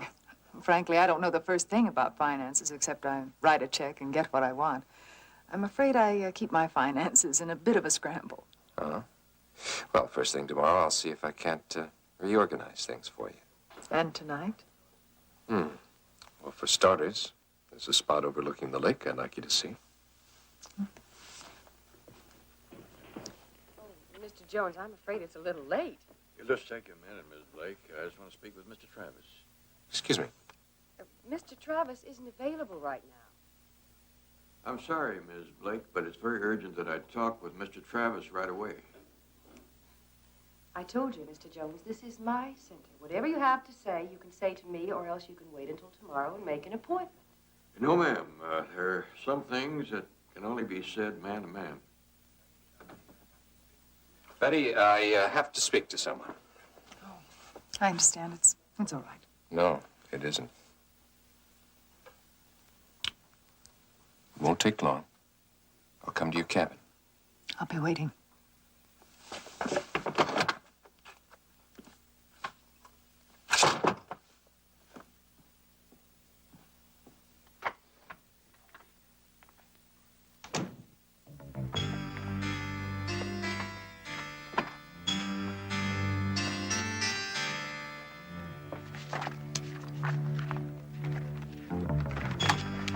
You see, when one man apologizes to another, I feel he should do it face to face.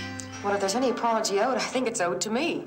Well, I'm sorry, Ms. Blake, but Mr. Travis being a man, I'm sure he understands how I feel. I might understand a little better if you got on with it, Mr. Jones. Well, I must confess that when I first came out here, I thought you two were lying to me. Lying? About what? About Mr. Lockman's failing to keep an appointment with you. Matter of fact, I thought you might have even gone out to his place and maybe even killed him. How absurd.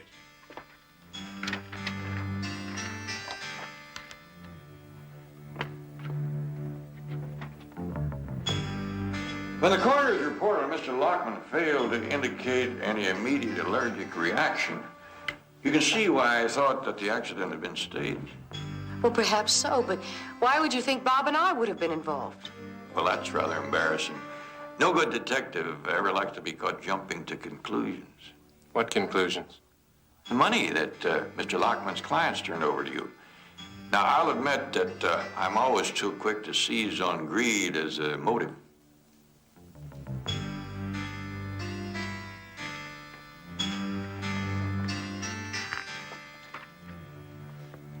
You said yourself, check with the ladies, and I'll swear that no man ever got a finer recommendation than you did from Ms. Howard and Ms. Wrightwood. I'm glad to hear that. Well, you'll probably also be glad to hear that I've just about wound up my investigation. I won't be troubling you anymore, just as soon as I have an interview with Miss Granger. What does she have to do with Mr. Lockman? Well, I won't know that until I talk to her. Ruth Granger's given up her residence here at the center. I doubt that we can be of much help to you there. Oh. Well, knowing women, as I do, and their unpredictability, it's likely she could be in Tallahassee or Timbuktu by now. Well, thank you for your time. And once again, my apologies. Pompous, archaic, chauvinistic, antique. Don't believe a word of it. What? That was no apology you just heard. He was conning us. But he just said... I know what he said. The question is why. What's he up to?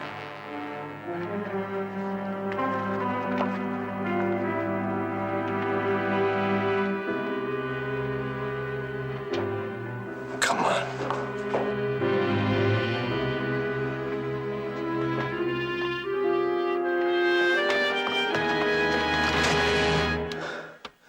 Sure. She knew exactly what she was looking for. You work for Jones, don't you? What are we gonna do? Exactly what I said. We finish with Ms. Enright here, or whatever her name is, and then we leave. But, Bob, Jones must know that she's here. Of course he does. It will do you no good to kill me, you know. Barnaby already knows that you killed George Lockman, and that Ruth Granger didn't leave here of her own free will. Please, let's just give it up now. No. If Jones had proof, he'd have gone to the place long ago. We could be long gone from here before he comes back for her. Okay, let's go. And just remember, I won't need much excuse to use this. Hold it, Travis. It's all over. It is for her if you make another move. Miss Blake, tell him to let her go. I've already contacted the police. There's no chance for you to get away. Travis. Benny!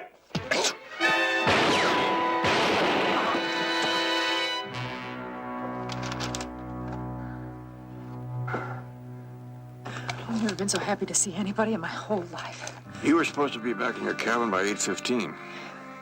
I guess I got carried away being a spy.